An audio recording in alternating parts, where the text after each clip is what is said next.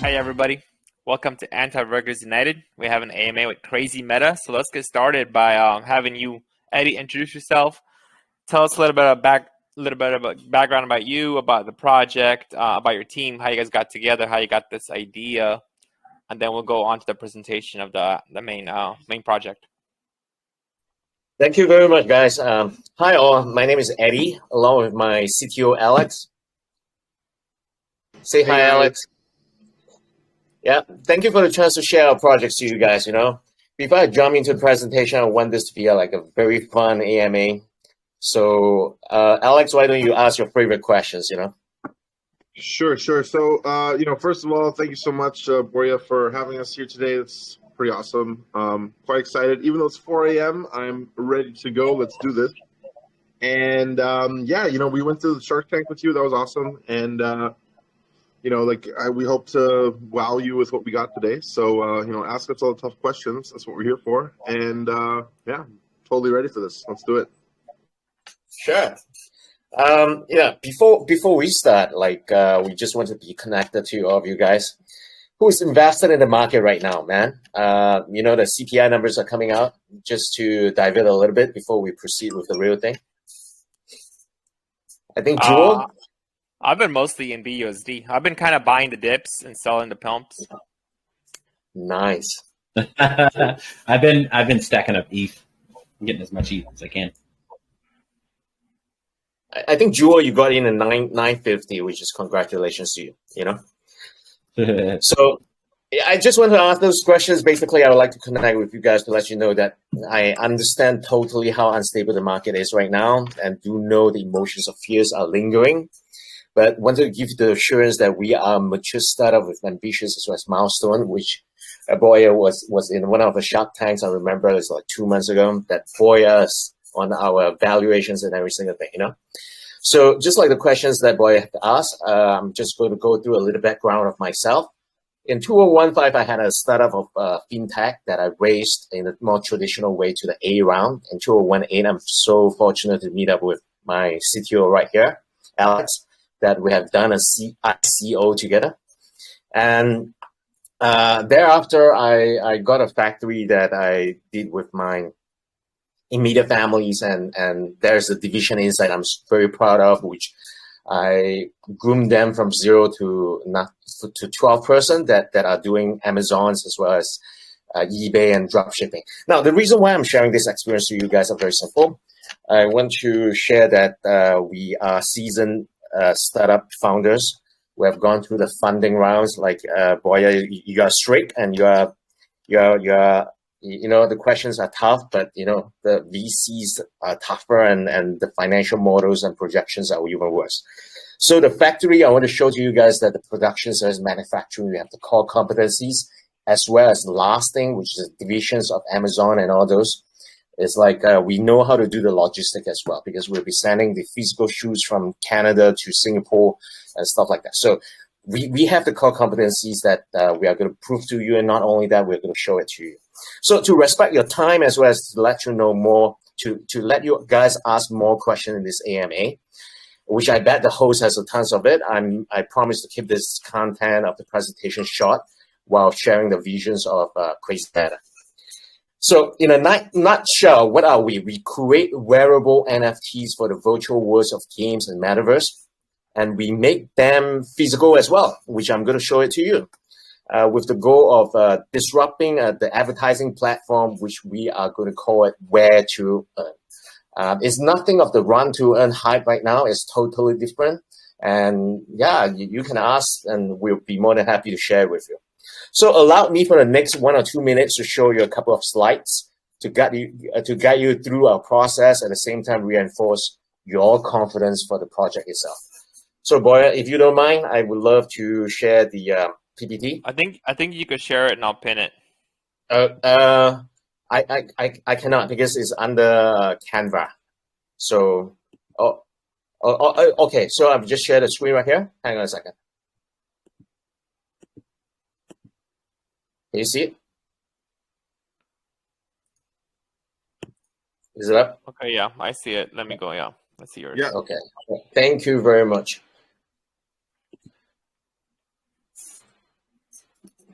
Okay, is it full screen, guys? I see it, Eddie. Yep, I see it. Thank you very much. So CrazyMeta, we are powering fashion in the multiverse. I mind, it's not a metaverse, it's the multiverse. We'll be dominating all the different dimensions. How are we going to do that?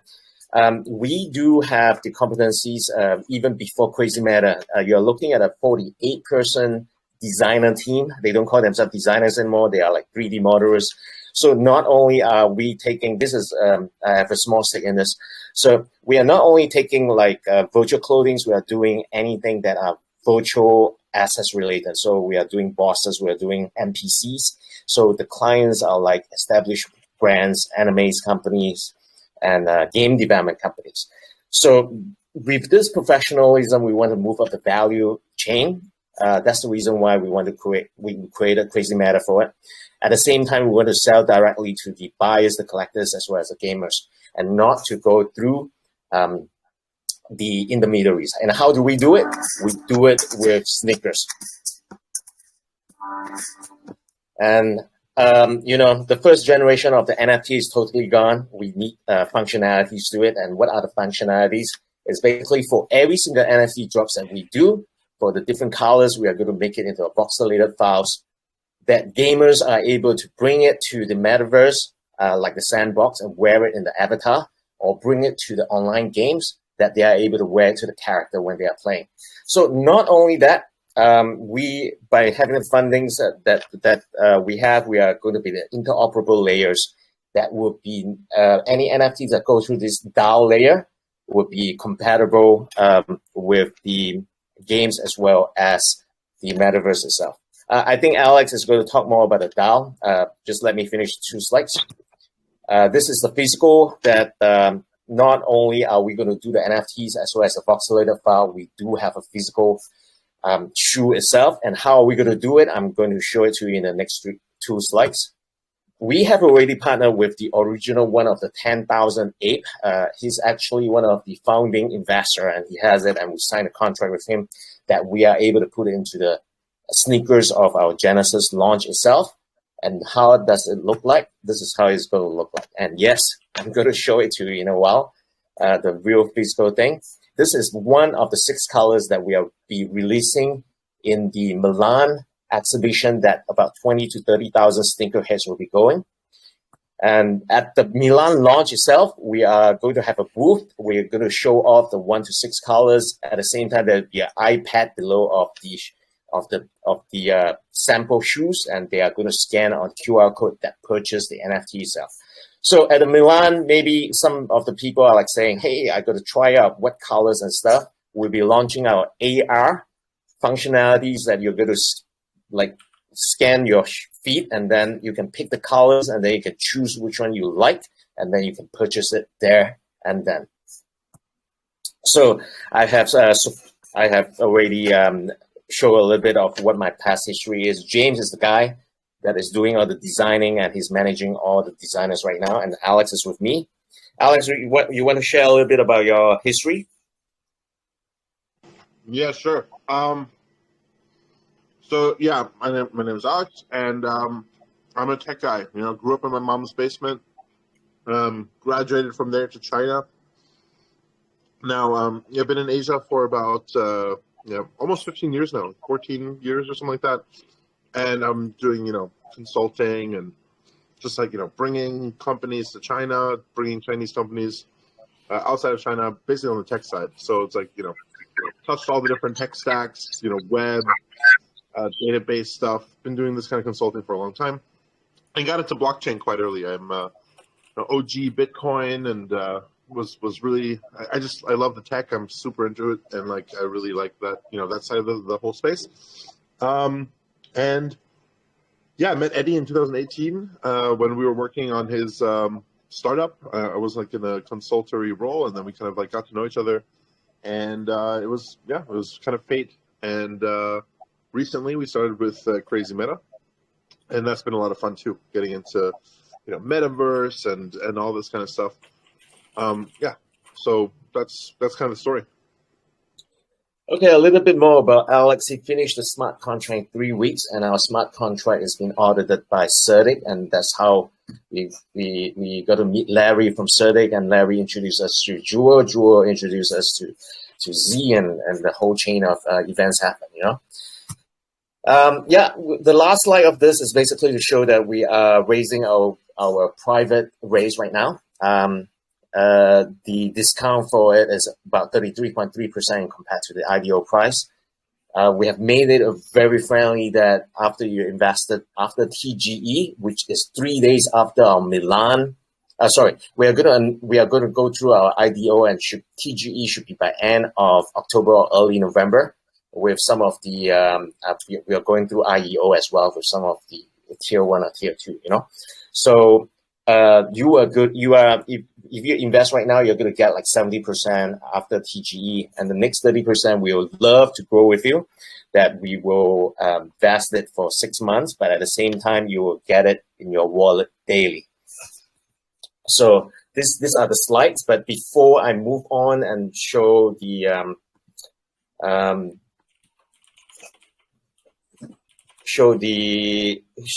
let you have the answers, questions and answering. Let me show you.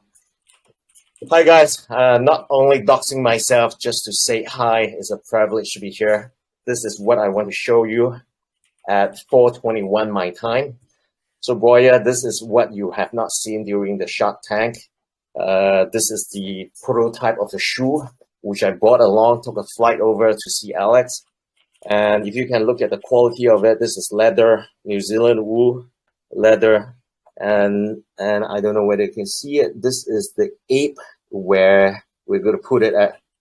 I do apologize. This is like there's no base on it because we had a 3D printed for the base that I have to give it back to the factory. That they are coming up with the next iterations of the prototype. So this is it, guys. This is one of the so-called 6 colors that we are going to release during the exhibitions. Okay.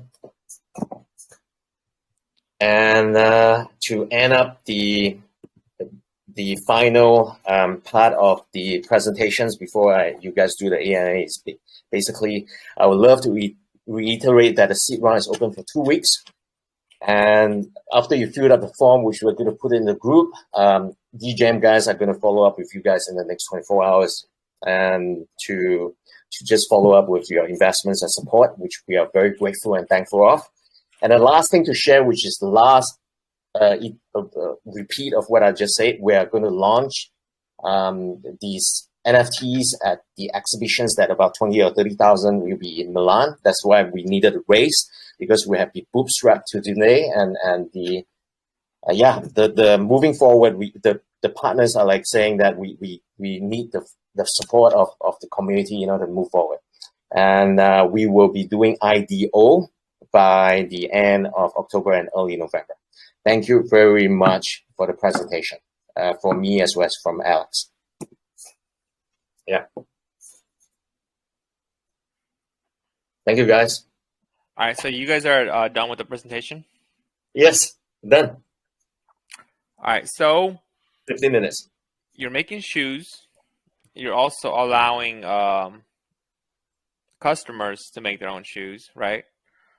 And there's NFTs involved. Can you maybe go over like the process or what your plans are from like today? Like right now you're doing the AMAs, doing partnerships. The IDO, we still fairly early, right? I think November you said, or November is going to be the launch. Yes. Yeah. So the exhibition is actually 2 exhibitions in October. One in Milan, the other one is Rotterdam. On the 9 is Milan, and the 29 is Amsterdam. So basically, we will go through the exhibitions to get all the NFT raised. Sold up, and we are going to go to the IDO then in parallel. So you are asking of the full process of how it works. I think, Alex, why don't you bring it through from the DAO and to the Metaverse? Go ahead. Yeah, so basically what you said is absolutely correct. So we're creating shoes. We have a kind of process that allows other creators, members of the community, or even brands to come and bring something to the DAO that we mentioned. And then there's this whole pipeline of like things that needs to happen in order for, our product to be actualized. And so like that's the NFT, well, that's this cross compatibility layer into the different metaverses and games via the NFT. All kinds of like different bridging that has to happen because we have to be on the chain of the metaverse that the user wants to be on, and so on. And then there's like the whole physical component as well, right? So if somebody designs something, brings it to the DAO, people vote on it. People are like, yeah, I want to see this. I want to buy this. I want to buy the NFT, kind of like as a crowdfunding type scenario, right? And then that actually gets produced like as a real physical product. Like that whole pipeline is basically what we are, right? That's what CrazyMeta is. And while we have our own products that we design ourselves and we bring to the market that way, we really want to kind of open it up. And I'm a big fan of like decentralized kind of processes and companies and organizations, I guess. And that's what we want to do. We want to open that up and let people basically take part in that, and give them all the tools that are needed from conceptualization, design, minting NFTs, putting them across the different chains, and actually the physical product at the end. So yeah, that whole process is basically what we offer to our users. All right, so you guys are currently a registered company? Yes, we are. We are registered. I will share the incorporation later in the group. We are registered in BVI for your information. So what are your pronouns? I'm just joking. Like, what do you guys identify like as a company? Like, would you say you're a blockchain company, sneaker company, or like what's like the main thing that you guys would say you identify as? I mean, like for me, it's an interesting question. Like nobody's ever asked us that. That's so strange that because it seems like such a natural question. But like if you had to ask me, we're a blockchain powered fashion company, maybe a company that is on the periphery of gaming and somewhere between gaming and fashion. To answer on my side as well, I hope no one tell our banker, because BVI company right now are very strict on opening bank accounts. So if you ask like the actual registration, we just put design and manufacturing, because anything that touches blockchain and crypto, you're not going to get like a corporate bank account. So if anyone over here is able to open a BVI bank account, let me know. DM me. But we opened two already, so we are totally fine. But yeah, just like what Alex has said, that would be the basic pronoun that you have asked. Okay, so you guys are like it's a fashion, crypto. So you're gonna be making shoes. You'll be selling fashion wear. You're also having a token and NFTs, and you will be providing a service that will allow others to make their shoes also how they want, right? Like kind of like custom design shoes and NFTs. And why NFTs? Like, why are NFTs necessary for this?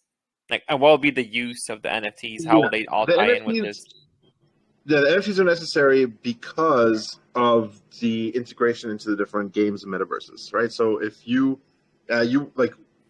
take your shoe into Minecraft or something like this, like only you have that shoe, right? Like you are the owner of this NFT, and then you can do that. So it's really, it's what it's actually for, right? Why NFTs were created. It is a token that represents ownership of, a certain limited set of designs that only you can wear into the metaverse. Okay, so the NFTs will be the avenue to introduce the physical shoe into the different games. Yes. By the way, there's something that I agree with everything you said, like that you kind of nailed it, except for one point, which is we're currently starting with shoes. Shoes are the hardest to produce fashion apparel or fashion item that exists. Socks are much easier to produce, or T-shirts or something like that. But we started with shoes simply to prove to ourselves that we can create like anything. Like we're sitting here in China, Eddie has very good manufacturing experience, and we just went to the hardest one, shoes, and we're like, all right, let's make some shoes.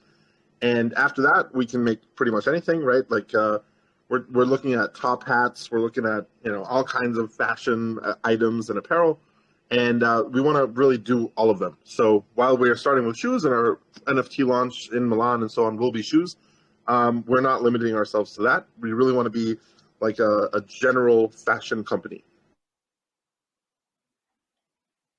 All right. And what how you're saying also about NFTs and the games, and Gabriel did bring up a point, because with NFTs you could copy an NFT, like the NFT itself, like the use case of it, or if it's verified, if it's tied to a project, then of course you can't copy that aspect of it, but the image, the look of it, anyone can make a copy, right? So like Absolutely. even the party apes, the board apes, just the image, well. right? Yeah, absolutely. So like you can have your real Gucci bag, and you can also have your China ripoff bag, and that's cool. Like the designs themselves. Like if somebody actually wants to rip off our NFTs, I'd be like, all right, that's pretty dope. That means our design's on point. Congratulations, good luck with all the minting and so on. But the NFT basically gives you access to all of our a suite of services. Like you can move it from different chains to different games. The thing about like having an NFT, right? It's really, like you said, it's just an image, or some kind of like data. And what we provide with the NFT, like as like a package deal, is the ability to have different resolutions, different what Eddie's calling the voxelated files for the different metaverses, right? So like not every metaverse has the same graphics. It doesn't so like a sandbox version of the shoe that you buy, the NFT that you buy from us, will look different than the Minecraft version, and so on. And that like all of those, like you could, in theory, without us, create tens of different versions of your NFT for 30 different metaverses, or you could just buy ours, right? So like that's kind of like the value add that you get. Like, you can literally wear your NFT into any game or metaverse that we support, and we plan to support all of them. Like that's kind of the point. Okay, yeah. So the NFTs themselves, they'll be tied, of course, to you, so they'll have more uses. But just the fact of like Roblox or Minecraft, and having only you're going to be having those shoes, that's not necessarily true, right? Because like we said, someone else could make the exact same NFT as long as they also have the same capability to transfer that into Minecraft. So for that to even happen, you guys will have to have partnerships with these games, right? To be able to use your user-created NFTs, or it's kind of like the Steam Workshop, like the actual games themselves have to have partnership or avenue for the Steam Workshop and for users to be able to create like mods, games, stuff like that. So to be able to use NFTs in these games, first those games themselves have to have all the updates, and then in the future that's probably going to happen. But that is basically what you guys are betting on, right? That you will have those partnerships with the Metaverse, with different games, like I don't know, like there's VR chat, there's Roblox, there's what's the other one? Rec Room in VR. Let me answer this. Okay, go ahead. Okay, I think Metaverse is like a hungry hippo, So they crave for content. I mean, the latest version, I can send a link to the group later, that Facebook Meta, right? It's like opening up the shop for people to create their own content, so that the content can be used to populate as well as beautify the whole metaverse that they are building. So by moving forward, it's not that it's pure faith that we are going to work with all this metaverse. I mean, it's a natural course of business. They need it. We have it. We are going to provide it. And we have solutions of how we are going to give a very special treatment to the people who purchase or even made the whole NFTs, because this is ownership. Of course, there are like copy designers, but I mean, to be very frank about it, would anyone look at the design and say, hey, I'm going to do one for Sandbox and I'm going to do one for Minecraft? For God's sake, I don't think it would happen that way. It's a very mind-blowing, very full effort process. So we are thinking that we are going to be the interoperable layer that's going to make it so easy. So why do you want to copy? Just get it. And this is one thing, and I hope that my answer some of your queries as well. It's like, number one, yes, we're going to tie it up with Metaverse, but we're going to tie it up with the bigger ones, of course. It means we have more adaptation for it. Number two, for the copying side, they say imitations is a real flattery. Which if you have the sneakers that I showed you earlier, and you go into the Metaverse, someone copy you, you're saying that, hey, do you have the NFT? I'm just saying, So, Alex, you have anything to add on this? Well, yeah, one thing that the NFT also provides is the ability to purchase or receive, depending on the model. So actually, for our original first Genesis 1 NFT, it actually comes bundled with the physical product as well. In the future, when we release an NFT, that NFT will basically, you can connect your MetaMask wallet or whatever wallet to our e-commerce store and be able to purchase the physical rendition of that NFT that you bought. And only NFT holders will be able to purchase these, the corresponding real world, physical world item to that. So that's, I think that's like a pretty big addition there, right? So it's not just a gaming metaverse. It's also, a coupon for the ability to purchase a physical item as well. Oh yeah. And honestly, I don't know about you guys, but we actually had this discussion in CLM today after an AMA that like the whole metaverse. Like honestly, like the way the metaverse is, it's all hype right now. Metaverse this, but if you look at the currently what's out there, we're still so early, and let's be honest, right now I'm not impressed with anything. Even Facebook is having issues. I mean, they own Oculus, and even they having issues making a metaverse, right? It's not as easy as, oh, you're gonna have a metaverse, or some project's gonna come out of nowhere and oh yeah, we're gonna have a metaverse for 20K. First of all, like we've seen the kind of games that are being made in this space, like Play-to-Earn, and most of them, honestly, I'm not impressed at all. And a metaverse is like 10x or 100x more complicated than just like some individual game. So I know it's going to happen, but I think we're still really early for the metaverse. And it's kind of like the dot-com bubble, like maybe 1 or 2, 3, 4 will survive out of like hundreds, in the next 3, 4, 5 years. But that doesn't mean like the ones who do survive, like it's they could go up and become huge, billion-dollar companies. But like I said, even the mainstream stuff right now is having issues. Or like I said, like the best game you could make in a metaverse is something like Grand Theft Auto. Like put that on an NFT. Like would use real tokens, like the in-game currency you have doing heists, doing missions. Gamify that. Make the tokens with that kind of game. That's probably the kind of game I would play. But all these like games where you have to buy NFTs for $500 and all it is that click, like Flappy Bird with the skin. It's like, let's be honest, that's not gonna last long. So I'm a bit skeptical overall, like with like the current market and the whole metaverse and the promise of the metaverse. It's just because that's what's hyped right now. Like that's what a lot of projects are doing. But I still think we're really early. But I'm not. It's nothing about you guys or anything like that. It's just in general. The metaverse is so early, and it's so like. How would you say? Yeah.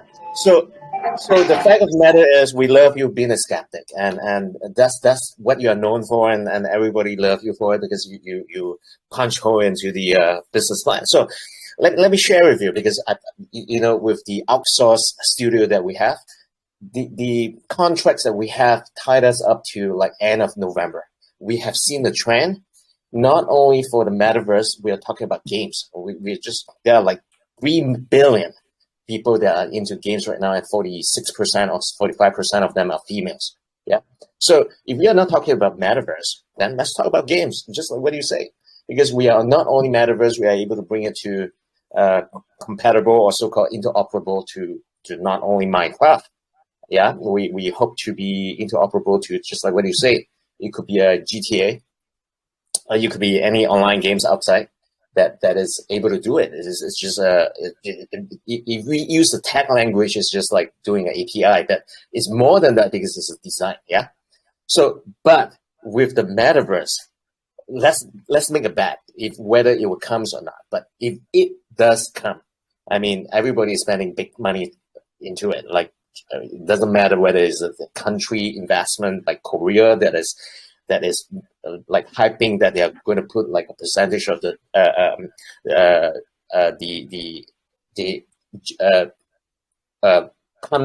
country fund into it to make like a big metaverse of the country itself. It doesn't matter. But if it does come, because we are not doing lands, we are not doing buildings, we are doing soft virtual assets.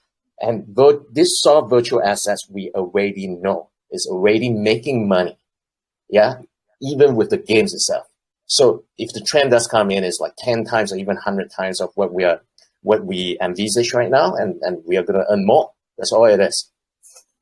Yeah, I agree with you, man. I think like buying land, for example, in a certain game or a certain metaverse, I feel that's very risky. And it's like playing the lottery. You know, maybe your land will have more value because that certain game or that metaverse will be the one, or it will get bigger. But I feel like assets like what you guys are doing is kind of like the equivalent of Fortnite skins, where you don't get any advantage. It's not pay to win.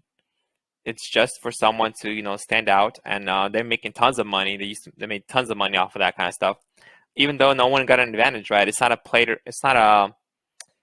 to earn to win type of game, and it's not play to earn. It's really people play Fortnite for because it's fun. No one's really getting paid unless you're doing some high level competitions and tournaments. But the normal player, they're not making any money off of it. Like most of these games that people play, like they're not making any. They're actually costing them money. Like that's kind of how you make money in the gaming world. I would say it's not about the play to earn games. It's about the pay to win games or the pay to get ahead, the microtransactions. That's why they're so common right now, is because you have these whales that want to be number one, and they're going to drop $10,000 to get some gems so they can level up their heroes to max level in one day.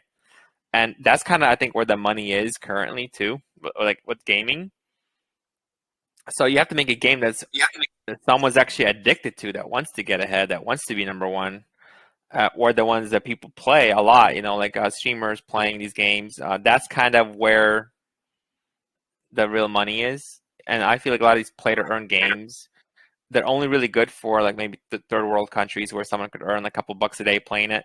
But those tokens will dry up after they get distributed. The value will just go down because it's almost like a minting function. The tokens get introduced into the economy or into the circulating supply, and then slowly it'll just they will sell those tokens. Because the thing is, most of the people that are playing like play to earn games are selling tokens. They're the ones who are making that $5 a day to go buy themselves or feed their family or whatever. Like people like us or like investors or even gamers, they don't play those games. I mean, those games are, I don't know of a single one that's like something I would even play. Like they're not great games. It's something that someone made in like a couple weeks, right? So it's really important if you want to get big in this space, is you have to stand out and you have to offer something that's unique or first of its kind or something different from everyone else. So I do think the whole wearables part of it and NFTs, it kind of reminds me of like skins, to where like Fortnite, for example, where you don't really get an advantage, but it's almost like a collector's item, and you could stand out. For example, Fortnite, right? When season 1, does anyone even remember what kind of skins those were? And the people that have them now, that's the only way you could get them, right? Nobody could go make a new account right now and get those skins anymore.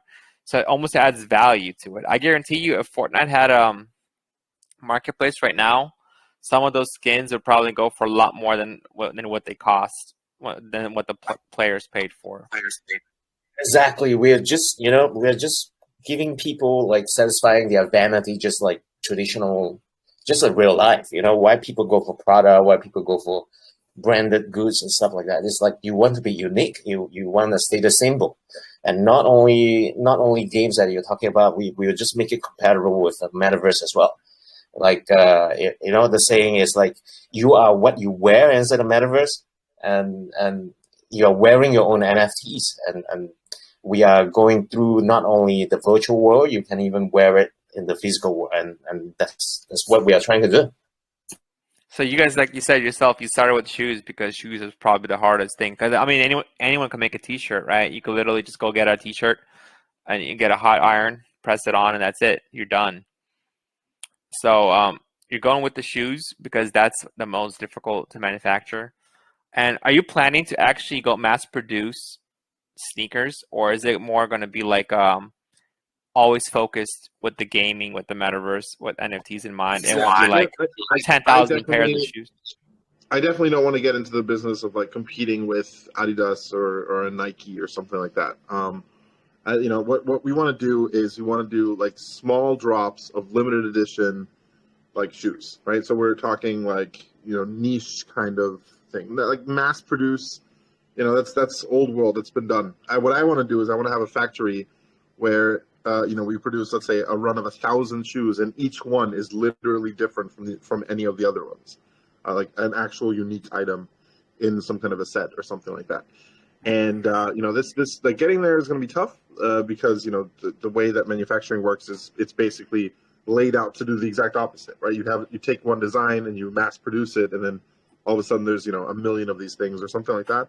And I want to go the exact opposite way. And I think that's kind of like the joke really here, right? Like the whole crux of it is, with the digitalized world in the digital space, you kind of like, we've gotten used to this idea that, you can, like, for very low amounts of money, you can be unique, right? Like your Twitter avatar is different from everyone else's. Like that's kind of the point, right? Like you're supposed to be a unique person on Twitter or something like that. And in the physical world, you're not, right? You're basically you shop at Walmart and or even if you shop at the Gucci outlet, like you're wearing the same thing that other people are wearing, and like you get to choose which crowd that is, and like depending on like how much money you have and so on. But you're like, nobody's really wearing something that's really truly unique, because it's hard to make those things. And there are some people that are going around and trying to find older handbags, for example. Like my ex-wife was super into that. It's like, oh, this is like an 8-year-old handbag. Nobody's wearing this anymore. Like that's how I'm going to be unique now. But we want to actually make like really true, new, unique items that one person has, and that's it. And yeah, they could be part of a set, so there's some kind of like discoverability, some kind of feasibility there. But it's actually truly unique.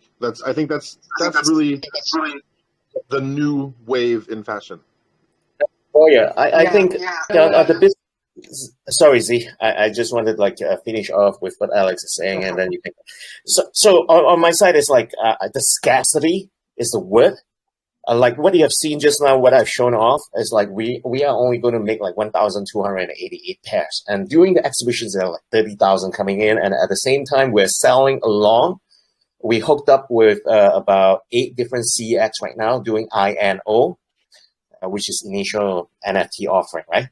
So basically, we are launching throughout I think it will be totally sold out for that series. And after 1,288, it will be expired. That means we are not going to touch this design or this colors anymore. It will be the next one and the next one. And I hope that answers your questions as well. Sorry, Z, please proceed. Yeah, so it's more like the limited edition collector's items, like the one that what's the guy did with the blood in the shoes, and they sold out within like seconds, and then they got basically scalped and all that. Sure. So it's gonna be similar to that. Yeah, so like my whole thing, like from the marketing standpoint, right? Like if those like pop-up shops that you see like down in LA, like they have pop-ups where it's like they take an empty storefront, they open it up for a week, and they put like a brand in there, or some random like artist is in there selling hoodies or sneakers or whatever. I wanted to have that kind of feel, so it's like super exclusive, and you kind of have to be in the know to find it, right? And then also like this, it doesn't just limit us to like exclusive releases for ourselves. Like we could partner up with any NFT project and release like a limited exclusive line of NFTs or sneakers for them as well. Like BayC, we could partner up with BayC and have them create like a limited exclusive line that they can release for the sneakers, you know? So we can really partner up with anybody on this. Any NFT project, any fashion project, any artist, anything. Okay. All right. I have another important question before I move on. Why isn't this AMA announced in the Telegram? Who's dropping the ball? What? And the CrazyMeta Telegram. I'm sorry? I said, why I don't see any announcements or pinned messages for the AMA. Z, you're taking this one, bro. Come on, man. Actually, I'm gonna be revamping the TG. Yeah, I'm gonna be revamping the TG. It's gonna have a whole different feel, a whole different set of members and everything. So we're building it back from the ground up. So that's why.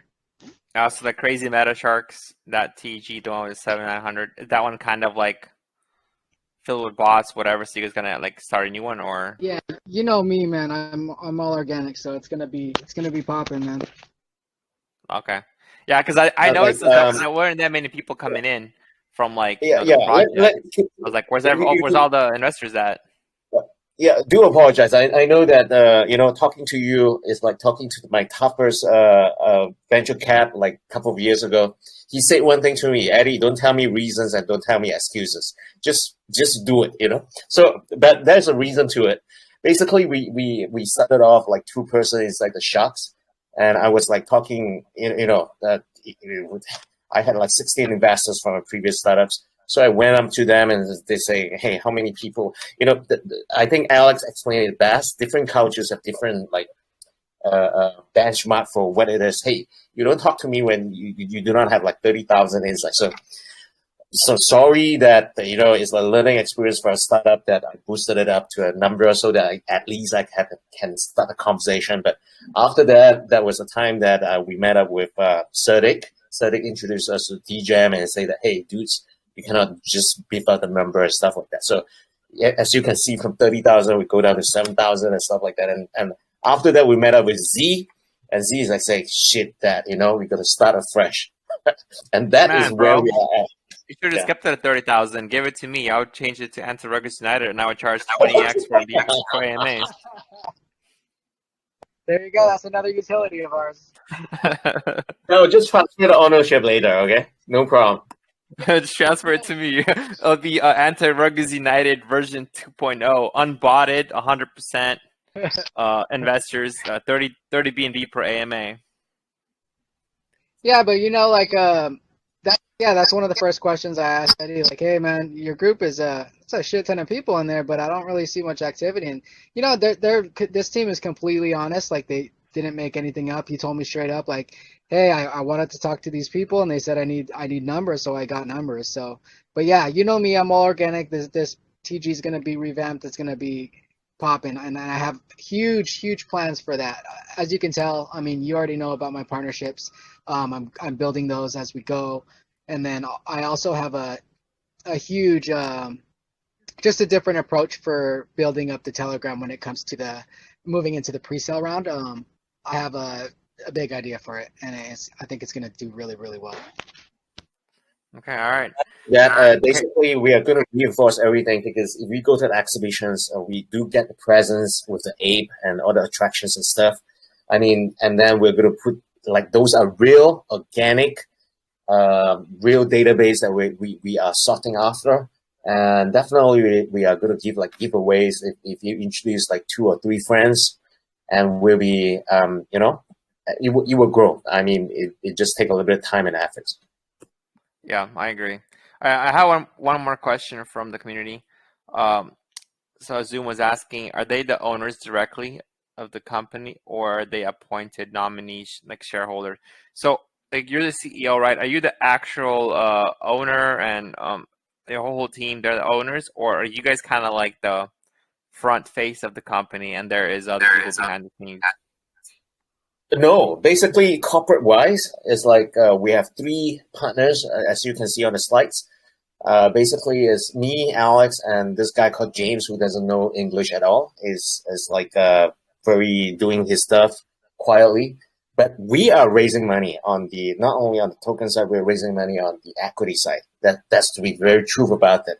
And I'm very glad that the person brought up the questions. Is like we do have like investors coming in. I'm talking to the Joe Foster Foundation, which is Joe Foster is actually the founder of Reebok.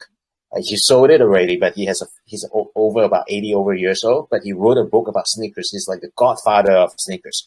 So yeah, all these people will be getting in, but we will still be the owner of this startup.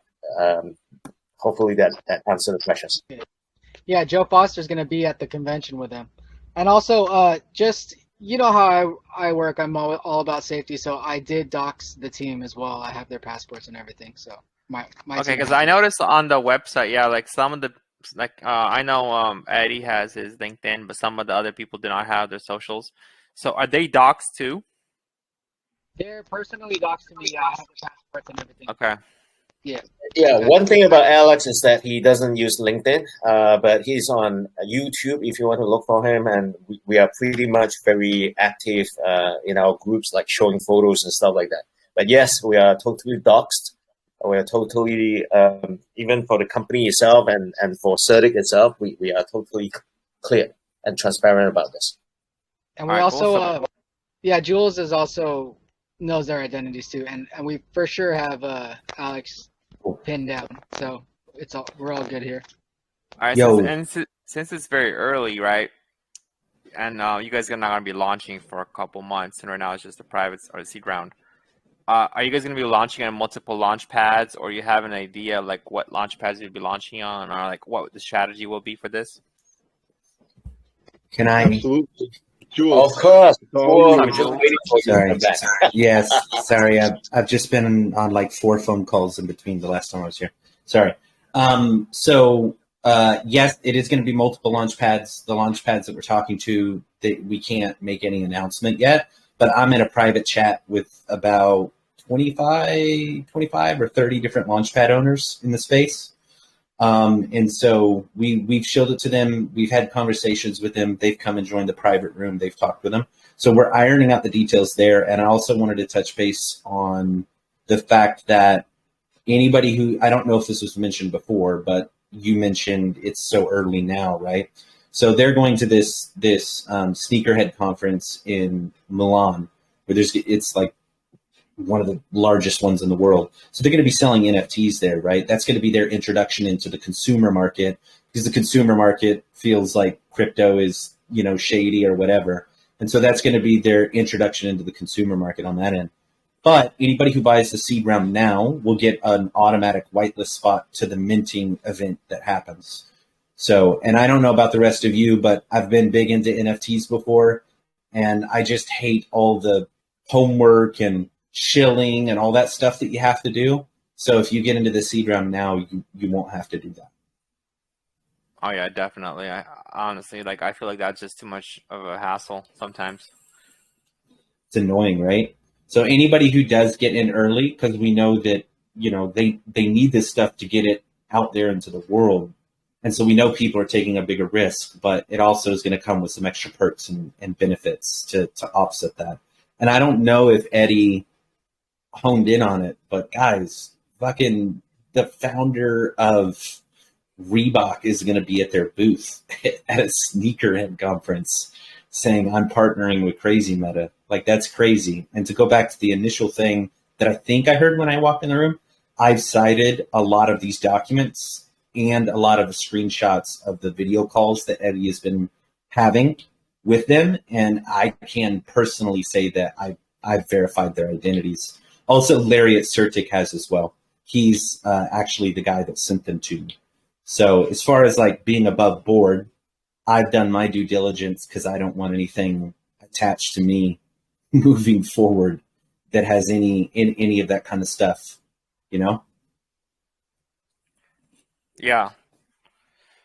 And is the white paper updated for all the metrics, like the tokenomics, the percentages? We had a call about that a couple days ago. A lot of this has actually shifted. Well, I say a lot.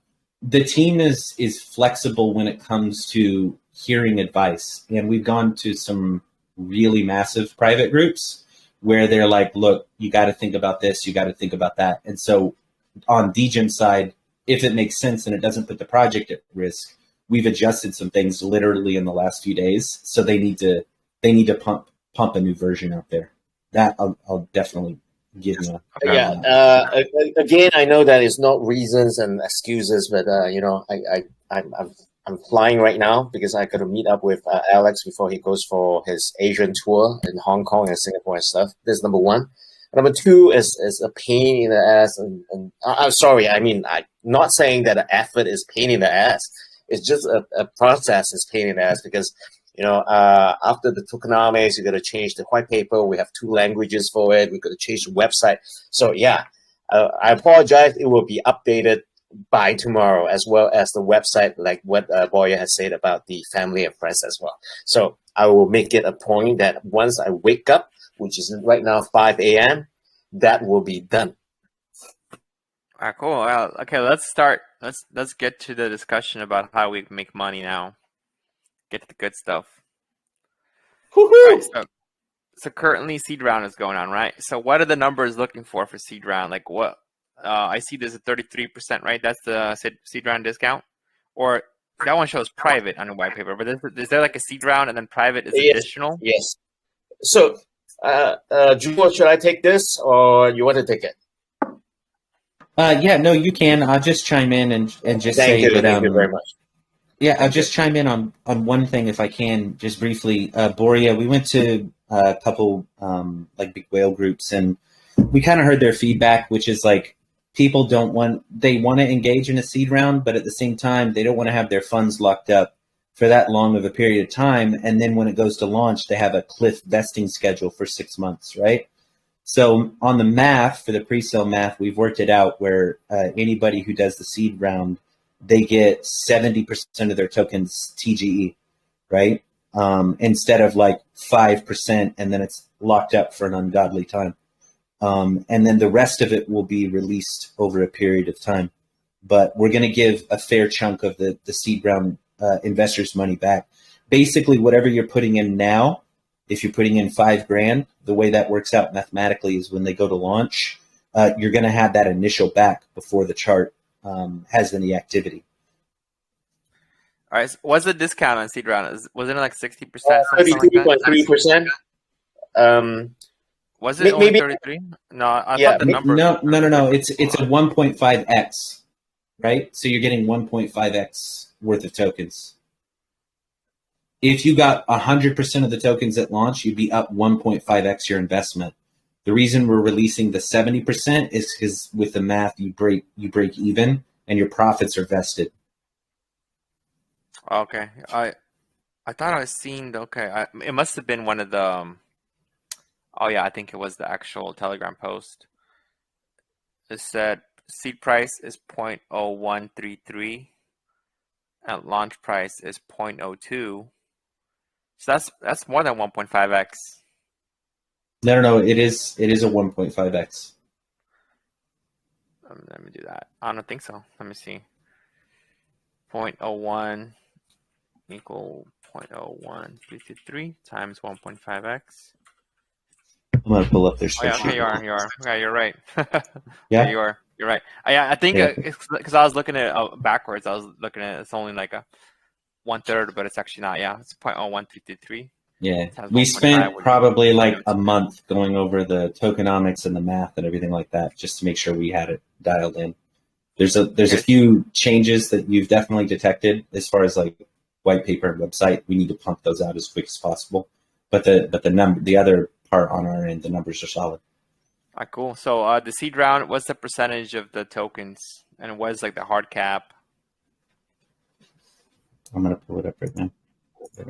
Because I see like on the white paper, the white paper doesn't have a seed round, right? Oh no, I gotta get it like updated. So basically, your question is what is the hard cap? Let me summarize the whole thing. We total tokens of about 250 million. We're taking about 25% for the whole IDO process, which is divided into 3 phases. The first one is the seed, the second is private, and the third is the public. The seed is just like what you said earlier, which we gone through, is 1.5 times. And if you want to talk about discount, is 0.01333, and the IDO price is 0.02. So basically, you're saying that you're getting about 33.3% discount, but at the same time, if you go for TGE, you'll be up by 1.5 times. And the hard cap, which you have asked about, is that the total amount raised for the seed round is about 200,000, which 40% of every single round would be into the liquidity pool, which is governed by basically Degem will be overseeing that part as well, which we agreed on. It will be placed on the DEX. As you know, 40% is a good number that the liquidity pool will be very solid about it. So that answers your hard cap. And what other questions do you have other than the hard cap? Sorry. Is there any maximum contributions for a seed round? We have placed at about 30,000 per person. All right, so 200K, 40% is going to liquidity, and for all the other like sales later on, like private and public, it's going to be 40% also. Exactly. So it's it works out to a total of 45.45% across all 3 rounds. Because in the seed round they need some money to get up and off the ground.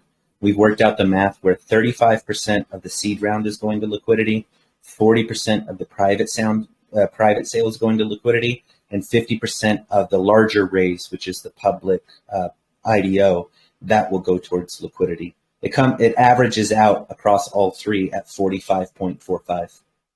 Okay. But I want also bear in million? Yeah, yes, 1.1. Also bear in mind though, because you and I have chatted about this, and it's one of the things that I love talking about, but it's also very confusing. A lot of people think that if you just say, we're going to pair 50% to liquidity, that means everything is kosher. But you also have to ask, that's 50% of the funds they've raised, which is fine. But then what creates the liquidity to market cap ratio, and I know this sounds super complex, so if you have a question, let me know. But I'm sure you know, Boria, I'm just saying that for anybody else that might be listening, is how much of the percentage of the supply are you evaluating the whole supply at? So if you take 50% of $1 million, let's say it's 500,000, and you go, yeah, we're going to throw 500,000 into liquidity. Well, that sounds really great. And everyone's like, oh, that's great. You know, that's awesome. But if you only pair that to 1% of the supply and you sold 30% of the supply, then you have a disaster on your hands. Because what that means is you've just said a 1% max bag is worth $500,000 and you sold 30% of the supply. So what we're working with them is a ratio of about 2.5 to 1, where they're selling 25% of the supply. So that's what they're selling. But then when they do the pair, it'll have a 10% market cap to liquidity ratio. So they're actually going to pair 10% of the supply. So they're not overselling all the tokens and then giving a real shitty pairing of only like 1% of the supply being paired with $500,000. It'll be 10% of the supply. Yeah. Okay. And all the other, wallets, all the locked tokens, they're gonna be. I'm assuming they're gonna be locked for fairly, because even that, like you're saying, even 10% liquidity, that's still not a lot when you look at, for example, like staking is 5%, team is 10%, marketing is 5%, rewards 5%, right? So that could still, it'd be a dangerous situation as long as those tokens are. I mean, if they're locked, then that's kind of what mitigates that. So all those other tokens, like team tokens, rewards, marketing, right? They're all going to be vested for a period of time. Yes. Yes, vested as well as inside a smart contract as well. Yeah. Yeah. Okay. Yeah. Because you know what I mean, right? Even if the liquidity is 10%, but team token is also 10%. That you don't want to have the team to get 10% right away, because as we all know, no matter, like, even inside the team, sometimes you can't trust even your best friend that could stab you in the back in this space. Totally understood. All this will be back. I mean, we have seen so many teams. We have came so far. I think there's only one word for it. If we are scammers, there'll be easier stuff that we can think of to scam, and not as hard as this project. And furthermore, with the guardianship as well as the directions of Jewel, Degem, Cerdic, Z from Kanda, who are risking their reputations. I think in a lot of ways, it's not even about scamming. It's not even about scamming. It's more about like you might have the best intentions, and so does 95% of your team, but you could have that one guy, that could wreck everything. So it's more about having the extra safety features and redundancies, I guess. So kind of what you can't scam even if you wanted to. You know what I mean? Like even if the team just all of a sudden got hacked, their wallet's hacked, they still wouldn't be able to do that. You know what I mean? I think that's kind of like what I meant. Because I know you guys, obviously you're not in the same ballpark as some of these other projects. But like that's the thing with a lot of these other projects, they use that as a scapegoat. They have, we have one of our team members, is my buddy or my friends trusted him, and he basically had the keys to the contract, and he changed the taxes, or he rugged everyone. So that's kind of what we want to avoid too. We wanted to make it to like there's not even an option to do that. Right. So we're all up on multi-sigs. We got a 2 of 2 right now, and I totally understand what you're saying because that's what I use for the IRS. So makes sense. Yeah, because I design structures, so it's all about the redundancies for my regular job. So you're not gonna just have like one beam, and if it fails, the whole building collapses. That's kind of what I mean. Like you want to have extra safety factors in there. So awesome, yeah. So looks like seed round is 200K. Yeah, honestly the numbers look good because you guys work with Degems with Jewels, so you guys know what you're doing. Because honestly some of these projects I see is like face palm, like 1% of the supplies going to pre-sale. I'm like, are you kidding me, man? And then the team gets 30%. I'm like, yeah. So after 2 weeks, you're gonna unlock 5% of the team tokens, which is still higher than the whole pre-sale. Like, yeah, good luck with that. The other thing too is the advice that I've given them, and I think they're going to go forward with it as well.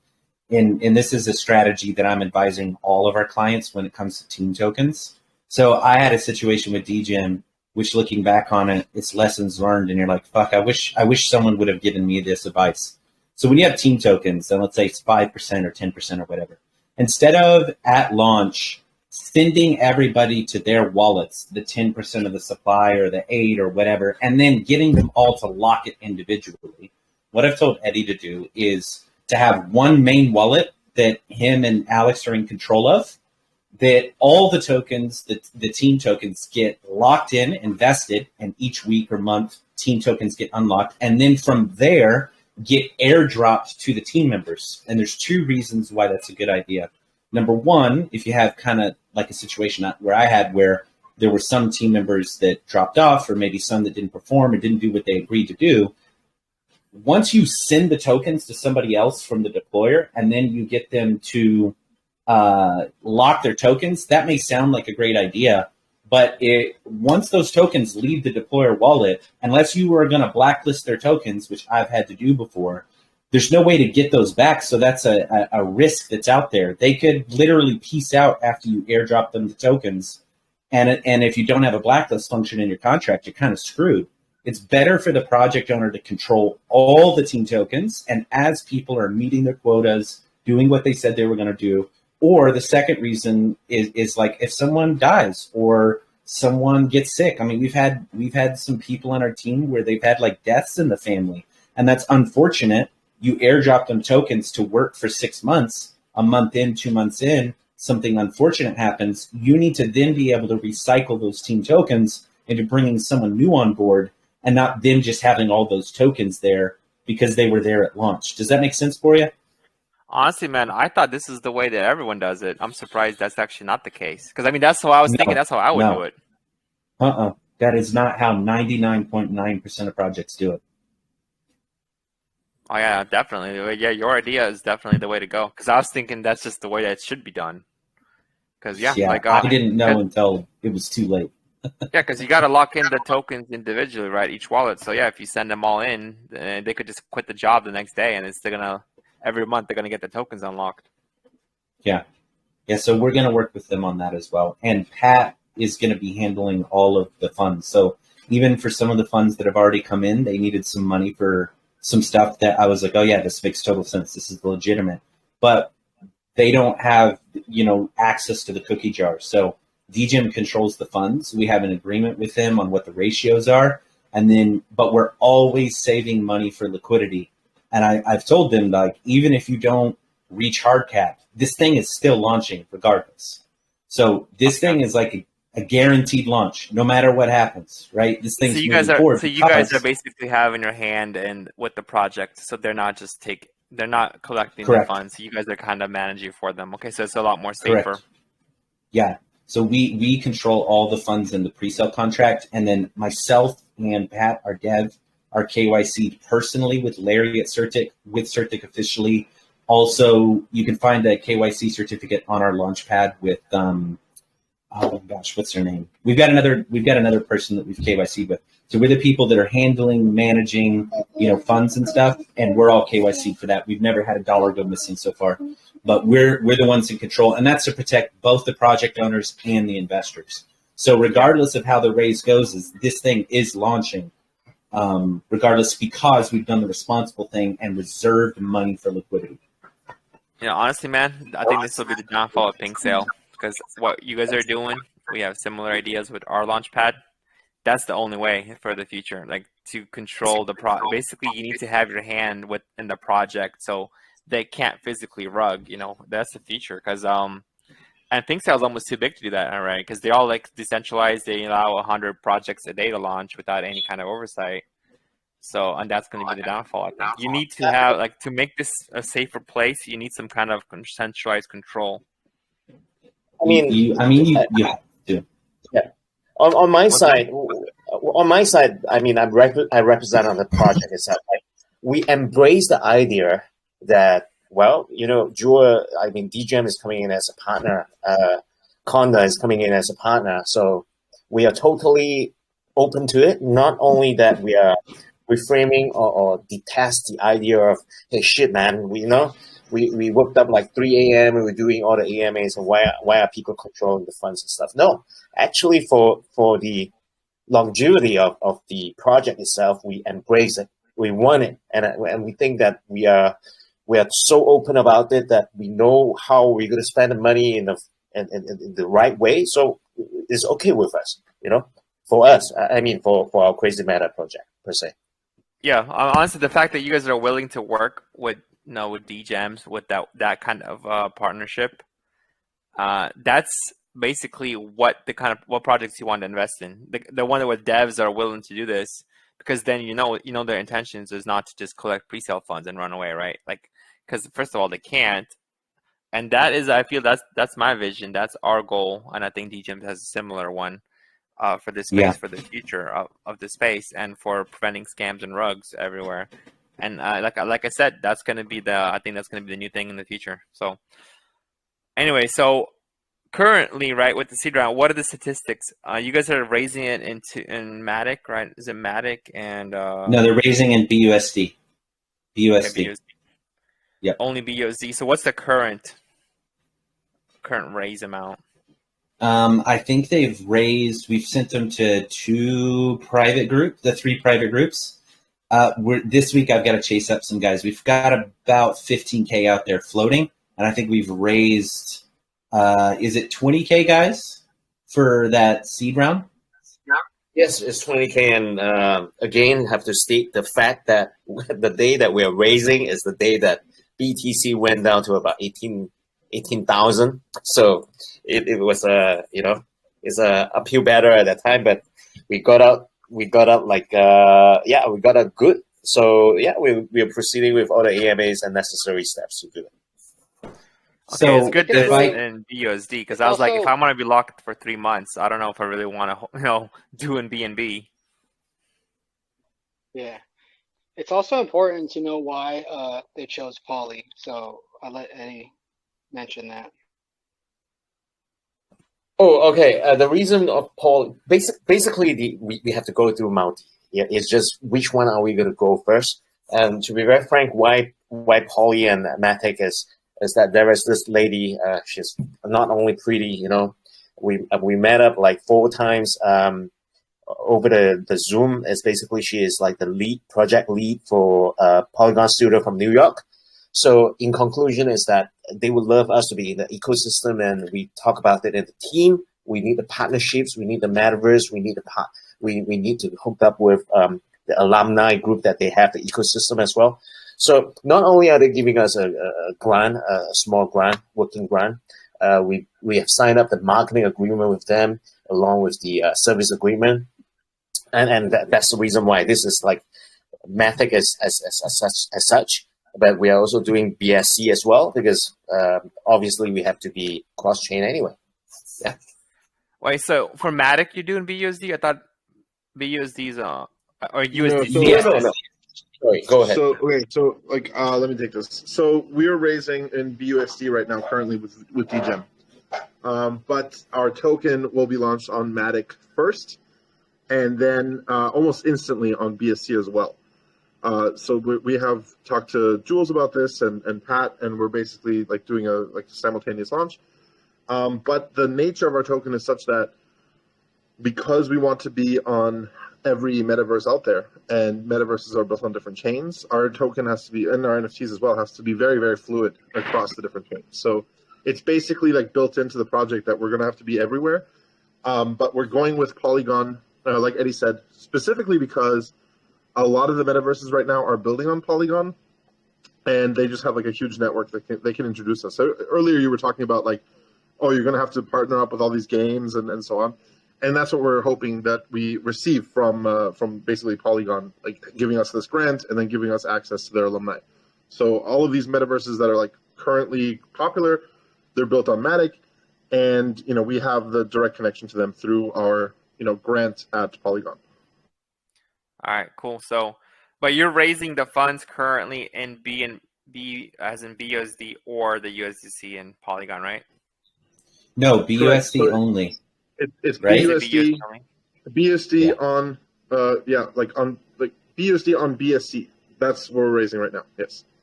Okay, and then since you're gonna have multiple chains, and with the 40% liquidity and all that, like how will you split it, right? Because then you're gonna have to split like half or one third to 3 different chains.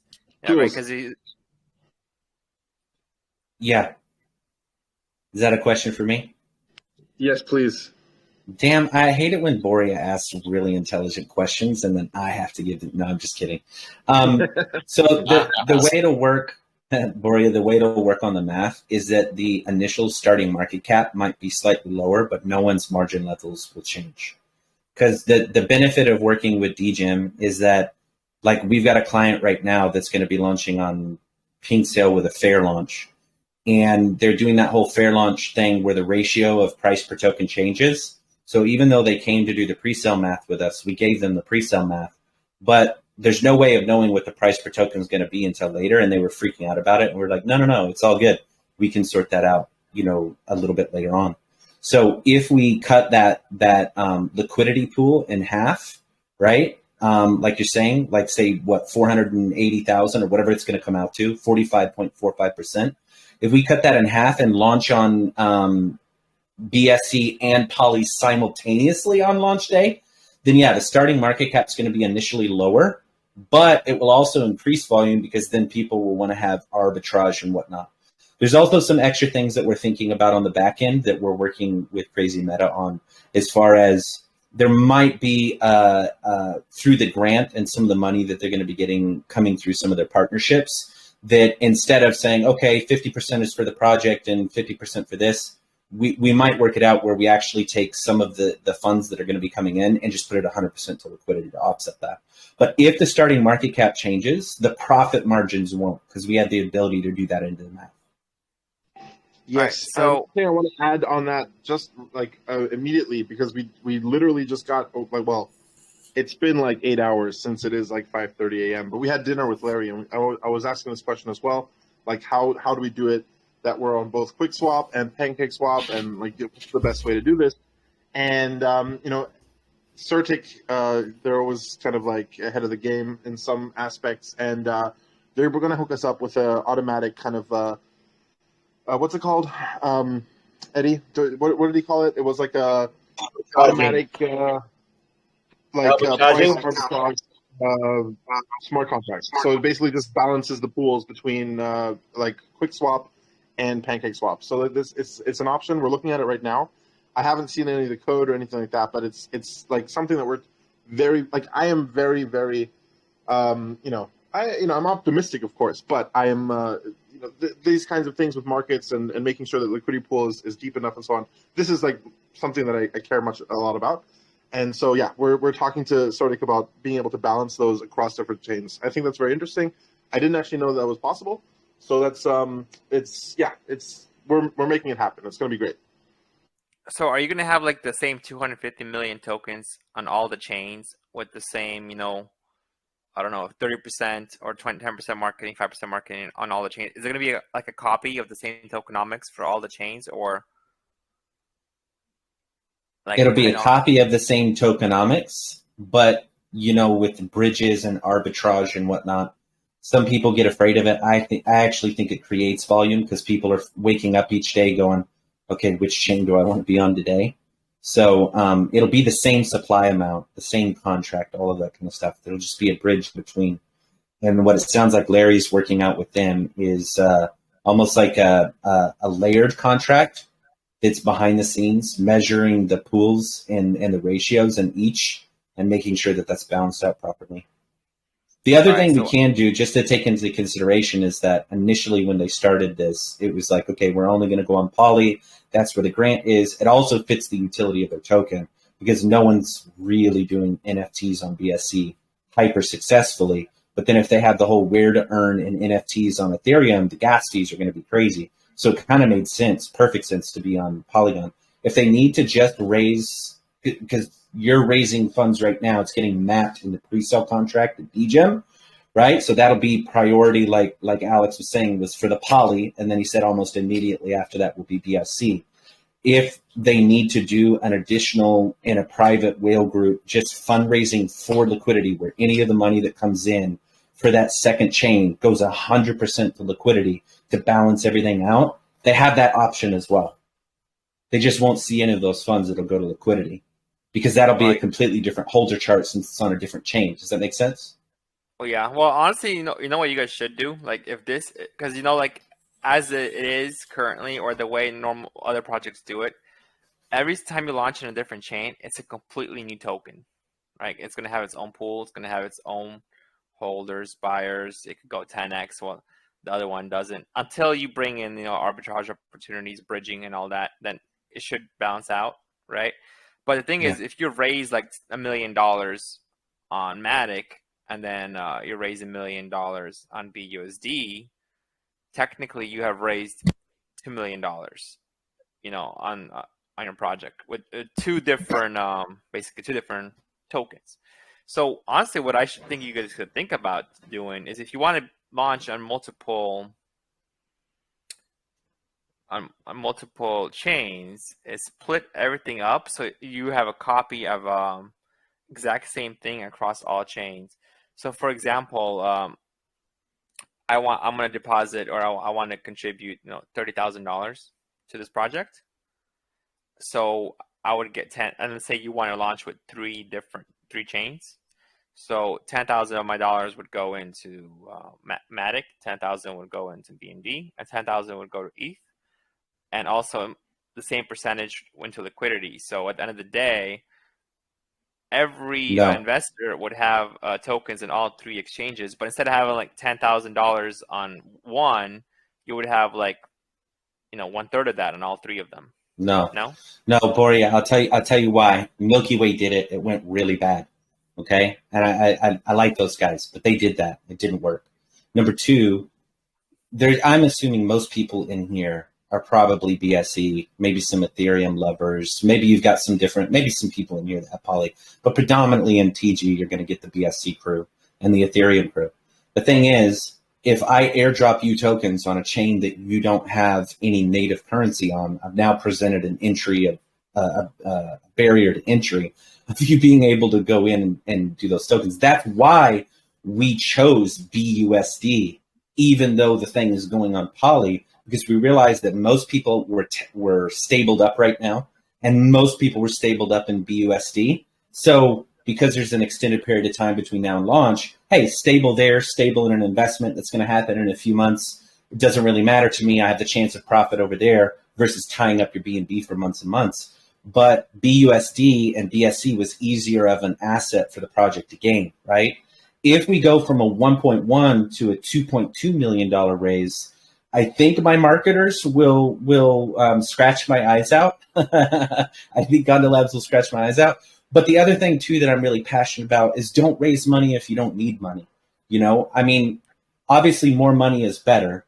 But right now, what we've really done with CrazyMeta is we've brought this down to the bare bones for a big project of what do you need to take this in a really great way to market and not over raise. And to be honest with you, if they do the whole raise $1 million in BSC and then, or Poly and then BSC, we're literally just raising that amount for that idea, but it presents a few problems.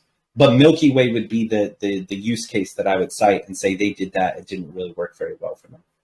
Okay, so can you maybe I'm not understanding correctly how it's going to work, because so right now you're going to be raising the $1 million is going to go on Poly, and all the tokens we're going to get it on Poly, right? So I'm going to participate in seed round. I'm going to get my share of tokens. Let's say I put in $30,000. I'm going to get my 30,000 times 33% discount, whatever it is, amount of tokens at launch, and 50%, like you said, around 50% of the raise will go to liquidity. That's going to be all on Poly, right? Right. Okay, then how will you fund? I guess this is the part that I'm missing, because I thought maybe like you're going to take some of the funds raised and you're going to move it, to BNB, or you're going to have a separate type of. How will you fund? Well, no, we're already in Binance Smart Chain using BUSD. So if anything, what we'll do is we'll move money over to Matic in order to do that pairing. And the reason we chose BSC is just because the gas fees are pretty low to move funds back and forth, if that makes sense. Okay. So now, if someone comes to us and they say, oh, sorry. Okay, so I'm going to contribute in BUSD and Binance, right? But I will get Matic tokens on Matic. If you would prefer to get it in BSC, there will be a delay, because I think I know where you're going with that, right? So they're gonna get airdrop tokens. Yeah. So you're gonna get, basically they're gonna launch simultaneously. It's just that they want to do it safely and make sure the launch on one chain goes well, like 24 hours to 48 hours before they launch on another chain. And so if you prefer to have it on the chain they're launching with, as of right now, it's Poly. The reason we've chosen BSC is because most people are stabled out, and it makes sense. But if we need to do it the other way around, that's a conversation maybe you can have with Eddie and say, why don't you launch on BSC? We know why you're doing Poly as well because of the whole grant with, Polygon Studios and stuff. But I'm giving you a currency on Binance Smart Chain. I prefer to get those tokens. And maybe it goes where people can put their preference. But the reason I hesitate to airdrop 50% of what you're contributing to one chain and 50% to another is doesn't create that, even though it sounds like it creates a balance. You could say, I'm going to sell on this chain, but then I'm going to keep on this chain. And what we really want is your whole bag to move between the two chains, because it creates transaction fees and it creates volume on the charts, if that makes sense. Yeah. I mean, I guess I'm still not clear how both chains will be funded simultaneously, because from what I understand, the $1 million raise, or 1.1 million, and about 50% of that is going to go to liquidity. That's going to be all on Poly. Okay, let me zoom out. This $1.1 million raise is for the project. The project will be on two chains, right? If, going back to what we said before, if we take the amount of money that we've reserved for liquidity and we cut that in half and we put some into one chain, half of it in one chain and the other half in another chain, then the starting market cap will be lower, but everyone's profit levels will be the same. You then have tokens on one side, and if you prefer to move them to another side, you can out of preference, but it will create that arbitrage volume, if that makes sense. Okay, so you cut it in half, and then you can basically choose what token you want to get. You want to get Matic or BNB. Correct. Because the project, not the chain, the project needs 1.1 million. We don't, if Okay, we're going to go on another chain, we don't need to raise an additional 1.1 million, right? You just need money for liquidity. So if we took the amount that we reserved, and this is worst case, because what I'm not telling you is there are other backers that are lined up later on down the line that because this project has created its budget, if there are people that want to contribute like bigger amounts later on down the line, then that can come the majority of it into liquidity. So we're not worried about the liquidity, but just zooming out, the 1.1 million raised in BUSD is for the project CrazyMeta, and that project will operate on 2 chains. Okay. See, I feel there could be issues though, since if it's half and half, that's fine. But let's say like 90% of the people want their tokens on BNB, right? And then only 10% want it on Matic. But the thing is, you have to match the token sales, like the amount of tokens you get on both. I was talking to Serdic about balancing the pools. So like I completely understand what you're saying, Borja. Like that's the issue that I had as well with this strategy, and I think we've solved it pretty much by being able to balance them automatically, like through a smart contract, right? Like it's not even like a market maker or someone like trying to do ARB. It's literally just being balanced in the back end, like in real time. So that's and this is kind of like how we want to play it, because like we're talking about Matic and BSC right now, and that's what we're going to launch with. But we're going to be on other chains as well, so it's going to keep going. And we need to fill up those pools. And if somebody comes with like the Phantom CEO who I've been talking to as well, if he's like, hey, like why don't you guys go on Phantom? I'd be like, sure, bro, no problem. Let's fill up that pool, and then we can do it, and then we can balance the 3 pools and the 5 pools and the 7 pools and whatever it ends up being. Because again, like the point is not. It's not because I'm I want to like just be on all chains or something like for no reason. The reason is like any chain that has a metaverse at all, just one, and our users want to put our NFTs into that metaverse, we're gonna have to be there anyway. So, why not just go all in and have the dexes from that chain like in like if one person is trading there and we balance it out, like that's fine. Yeah, makes sense. So technically, I'm looking at the chart right now, the presale distribution, the pie chart on the white paper. So how I know it's outdated, but like let's say we're just using the numbers off of here, off the chart.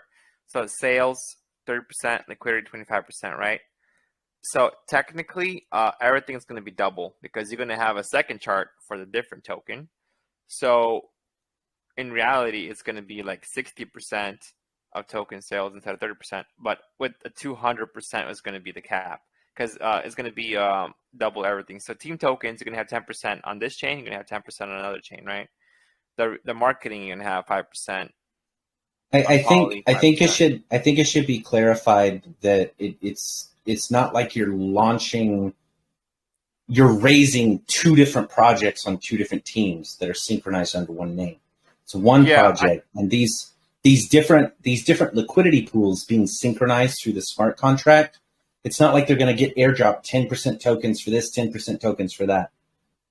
That's not the way that it's going to work, because these pools, just think of them instead of another project with its whole tokens and marketing wallet and all that kind of stuff. These are going to be synchronized through a smart contract.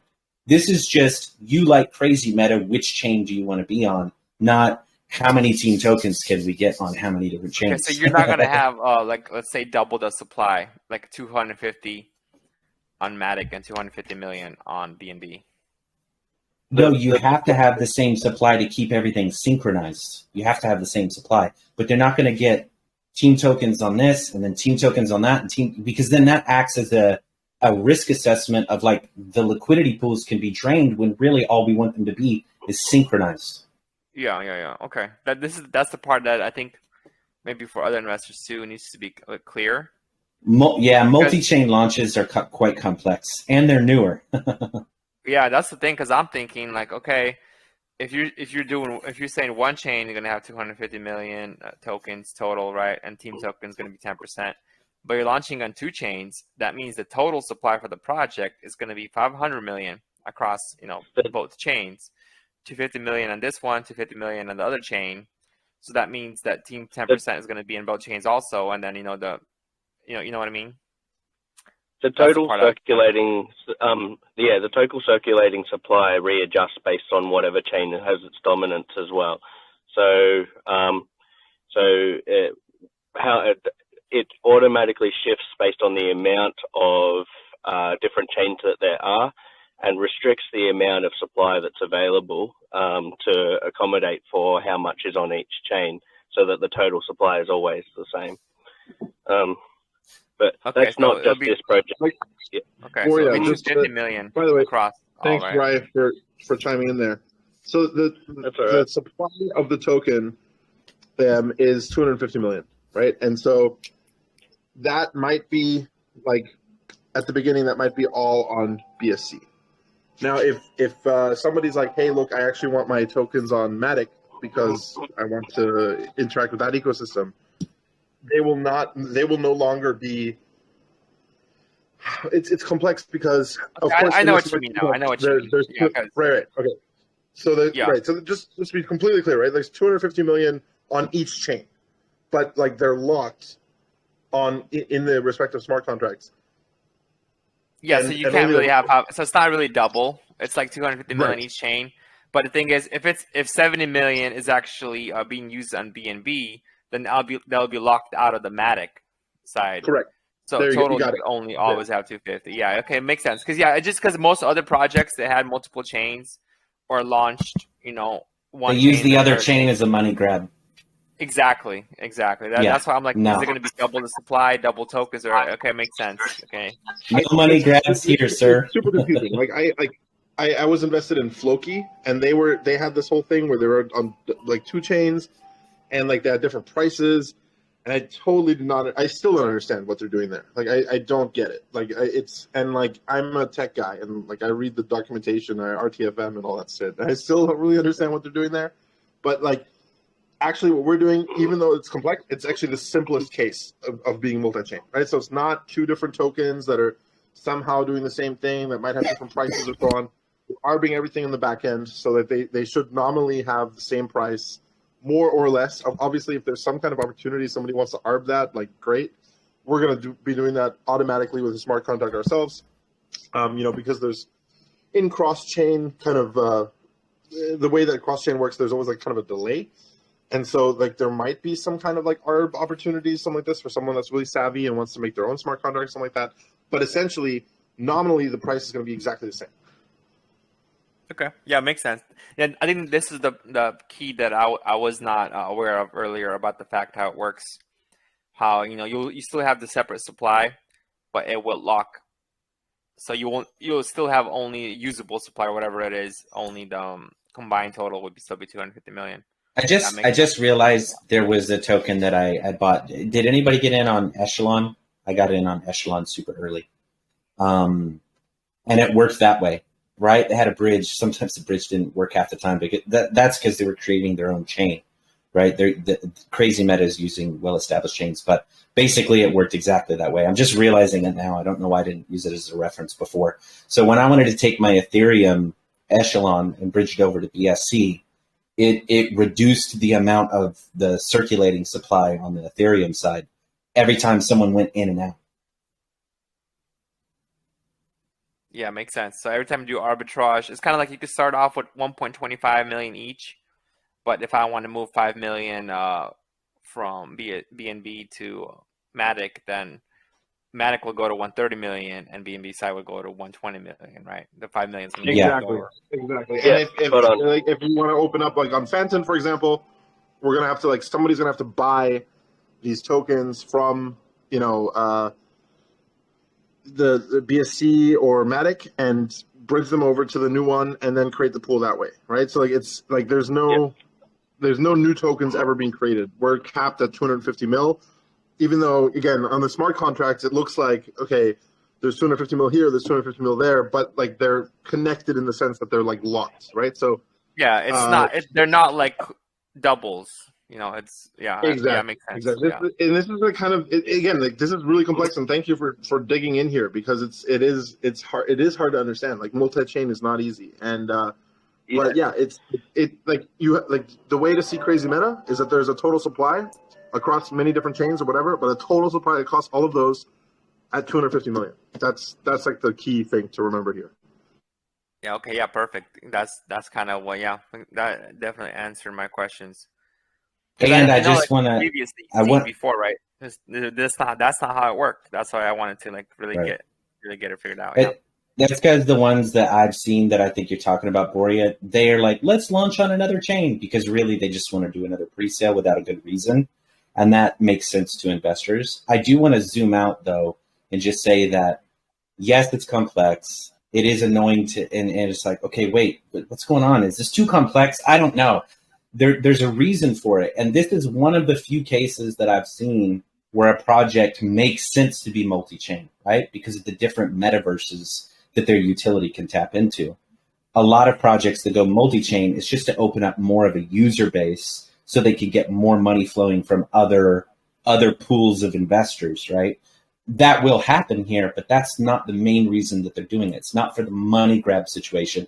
It's because the utility wants to be connected to all these different metaverses on these other chains so that they can literally power fashion in the multiverse, not just a single metaverse. Yeah. Hey, Magic, Exactly. for our users, it's going to be very, very normal to go to our website and be like, hey, like I'm going to connect my MetaMask. I have CrazyMeta on BSC, but I want to play a video game on Matic, and I'm going to press this button on the website, and it's going to swap over like a bridge kind of functionality, and then they're good to go, right? Like that's really it. And again, I don't think that there's going to be much of an ARB opportunity. There might always be, but that's not the reason why you would be bridging. The reason is really utility and using the token on a different chain. Okay. Yeah. Makes sense.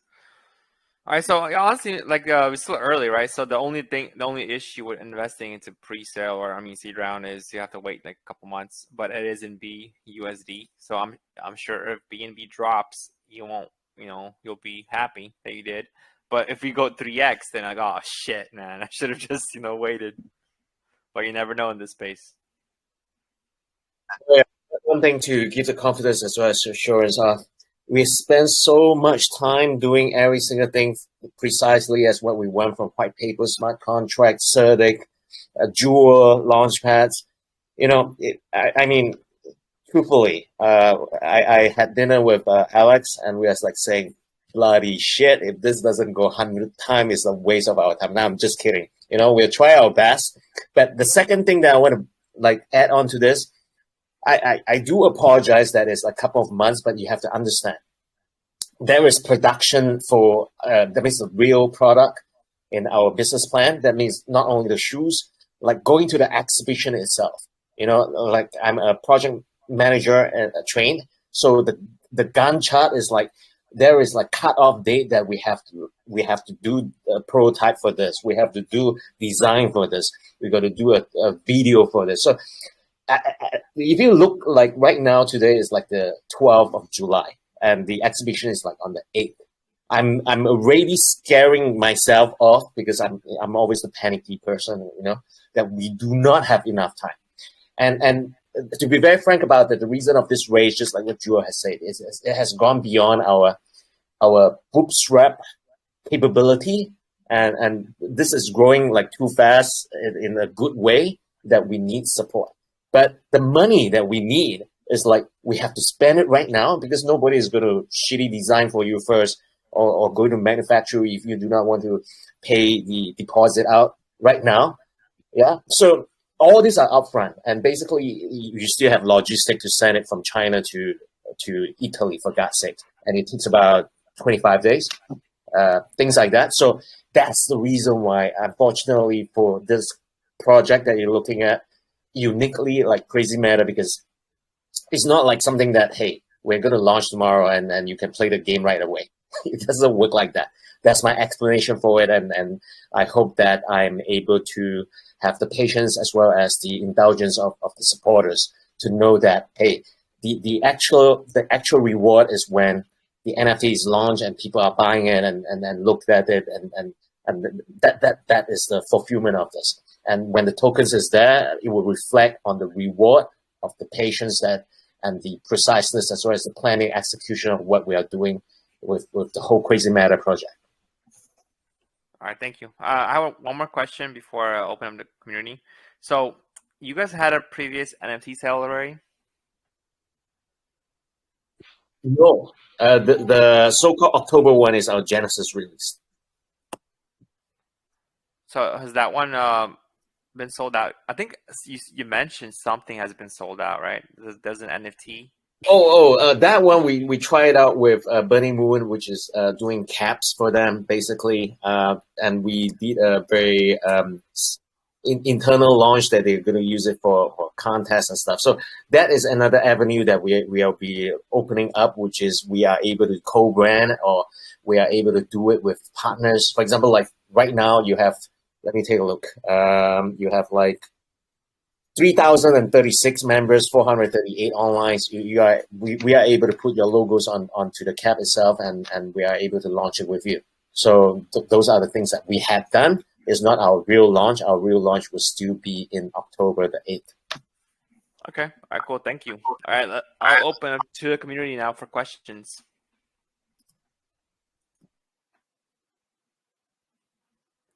Go ask. I know, like, I might have missed a couple. I know some guys were asking in chat, and there's someone was interested in asking a couple questions. Okay, I think Zoom asked this. What's venture capital and the real investors' opinion of the project being in crypto space? Because you guys did mention you were talking to venture capitalists, right? So mainly this kind of investment is very complicated in the books and accounts, how they will profit from this. Yeah, I understand his question, because even I have, it's a pain in the ass tracking everything. You know, your crypto investments, you have all your wallets, nothing's really like on your account. You know, it's not like CEX where you just get like W2 or whatever at the end of the year. So yeah, go ahead. Yeah, so basically, what is their opinion? Since you talked to the venture capital, what are they thinking? Like, do they want to invest, or like, what is their outlook on this? Of course. Thank you, Zoom, for this.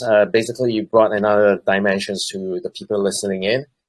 Basically, if we talk that we are Web3, we are not exactly Web3, neither are we Web2. Let's place CrazyMeta as a 2.5, as a hybrid, right?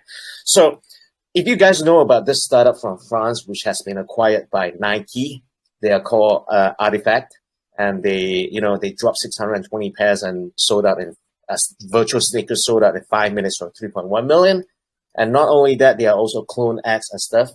So what the equity investors are looking at, not the token side. Like, for example, like you guys that are investing in tokens, you're thinking that, hey, these guys can go for 50 times, 100 times, or even more. But the so-called VC, the traditional one, are looking more long-term. They are thinking the value proposition is this. If that means on our white paper and planning, as well as execution, as well as the team, is able to get the whole workflow right, meaning not only on the virtual side as well as the physical side, and not only for the both dimensions, we're able to bind these two together and capitalize with what we are doing right now, will be valuable. We are actually a very, how should you say, all the brands will be looking at us as a takeover target, just like what Nike has taken over Artifact, because we know the games. We know how to do it in a way that not only the brands will exist in the virtual space, we are able to also tie it up with the physical space. Yeah. So the so-called traditional VCs look at us like the value added would be like, it's the same thing, like 100 times or even more when the brands are looking and knocking on the door saying that, hey, these guys know the game. And we got to get in the game because Metaverse is going to happen. Of course, Boyer is going to say that, hey, it could be years away, but you got to get in early. It's a zero-sum game anyway. Yeah. So that is what my opinion about what the traditional VCs are looking at us, like a CrazyMeta. I mean, yeah, you could make the argument that's exactly what the founder of Reebok is looking at us for, because they see the potential in just the growth in this. You know, it's not just shoes. It could be anything. It could be sweats, it could be shirts, it could be hats, it could be anything. It could be makeup, it could be anything. There's the partnerships are unlimited when it comes to this project, and I really feel like as the multiverse picks up, this project will pick up right along with it, you know. Absolutely. And like, you know, in the fashion space right now, everyone is licking their lips about the potential of the metaverse and these kinds of things. I know, like we've said this, and like we in the space kind of know that it's very early and so on, but these people in the fashion space, they're like, wait. So like people are going to like spend time online and like be naked in front of their computers now. Like, wait a second, like let's figure this out. Like we want to be there, and so yeah, like I think it's actually, and one other thing that we didn't even mention in this call is like we got accepted to a fashion accelerator in Singapore where I'm going to be for 8 weeks. And they're like, what? You guys are doing fashion in the metaverse? Like, please come, tell us all about it. And I'm like, okay, then tell me more about fashion, because I want to know more about that. But it's like this space, it's coming. Like at least people think it is, and these fashion companies, very very interested. And I think as an acquisition target, yeah, absolutely. Even just as just to see what can be done, all kinds of like partnerships with established brands. Remember, we have this whole pipeline, but we don't necessarily have to do the physical. Like I don't want to make handbags for Gucci, but if they want to have NFTs for their handbags, like please, like be my guest. Like we can do that for them. So there's a lot of like partnerships and these kinds of like white label opportunities with our technology for these fashion companies. All right, cool. So I have a couple more questions, guys. So first of all, there's no taxes, right? Hello, everyone. Can I ask? Oh yeah, Hey, go Jules? ahead. You ask. Ali, how are you? Guys, before asking Alex, Joel, Z, sorry, to Boya as well, full respect, but I have to jump to another AMA that is starting in 5 minutes. So you guys can wrap it up. Alex? Yeah, like Eddie, how about this? Like you're gonna do the presentation anyway on the AMA. I'm just gonna stick around for as long as people have questions here. Just like as a nod to Boria, who helped us out. Well, thank you very much. I do apologize. I love this so much that I want to stay, but I got to be there because it's like, we are presenting group. So I do apologize, but thank you very much. I thank you for all the support. And if you are invested, we are going to do like the best sneakers for you. So thanks a lot again. Yeah, Make sure. Yeah, you good luck on the next AMA. And Alex, like you said, he's gonna stick around. So we're gonna still continue on for a little bit. Eddie, I'll catch you in a bit. I'll be there as soon as we're done here. Hey, Alex, I also have to bow out to another pre-scheduled call, but just don't forget to drop the whitelist link when you guys get done. Yeah. I'm Z has it. Z has it. He will drop it. Z has it. Got it. All right. Perfect. We got it. All right. All right, guys. you could go ahead and drop it now if you wanted, I guess. It's up to Boria. Boria, I got to bounce, but if you got any questions on the back end, hit me up. Boria has it.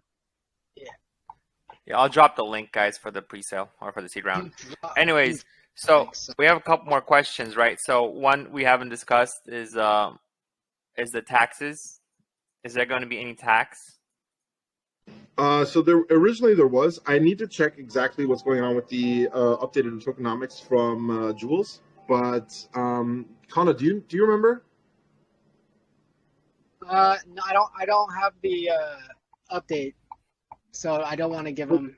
Yeah, exactly. So originally we had a 4% sales tax and no buy tax. So like I got to check those numbers again.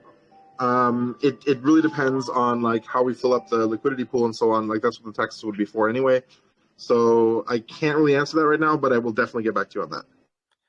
All right, cool. And I have a couple more questions, but I'll let Ali go first. Ali Gamil, you want to ask your question? Thank you, sir, for your opportunity. Do you hear me good? Yeah. Yep. Okay, I will try to be fast in my question. My question is about security. I want to know more about it. I don't know if you speak about this. It's too important for me because I lose some money in another project because security was very low. So it's really important for me this point. And you have really nice project here. If you can tell me about it. Awesome. Yeah, no problem. So I think we touched on it earlier. One of the things that we are doing as a project is that for our raises here before we go to IDO, we're basically letting the experts at Degem manage our funds. So like security in the sense that we cannot rug you even if we wanted to, which we do not. Yeah, we can't. Like that's like you're secure against malicious founders in that sense. As far as like, I don't know exactly which project you lost money on, and I'm really sorry to hear that, by the way. But we're definitely any kind of like funds that we actually do have. That's basically Eddie and I. We have a 2 of 2 kind of. Well, it's actually a 4 of 4. So 2 devices each of us have that's like locked into our multi-sig wallet. So both of us basically have to agree that we move funds and so on and connect both of our devices to it, and that's kind of how it works.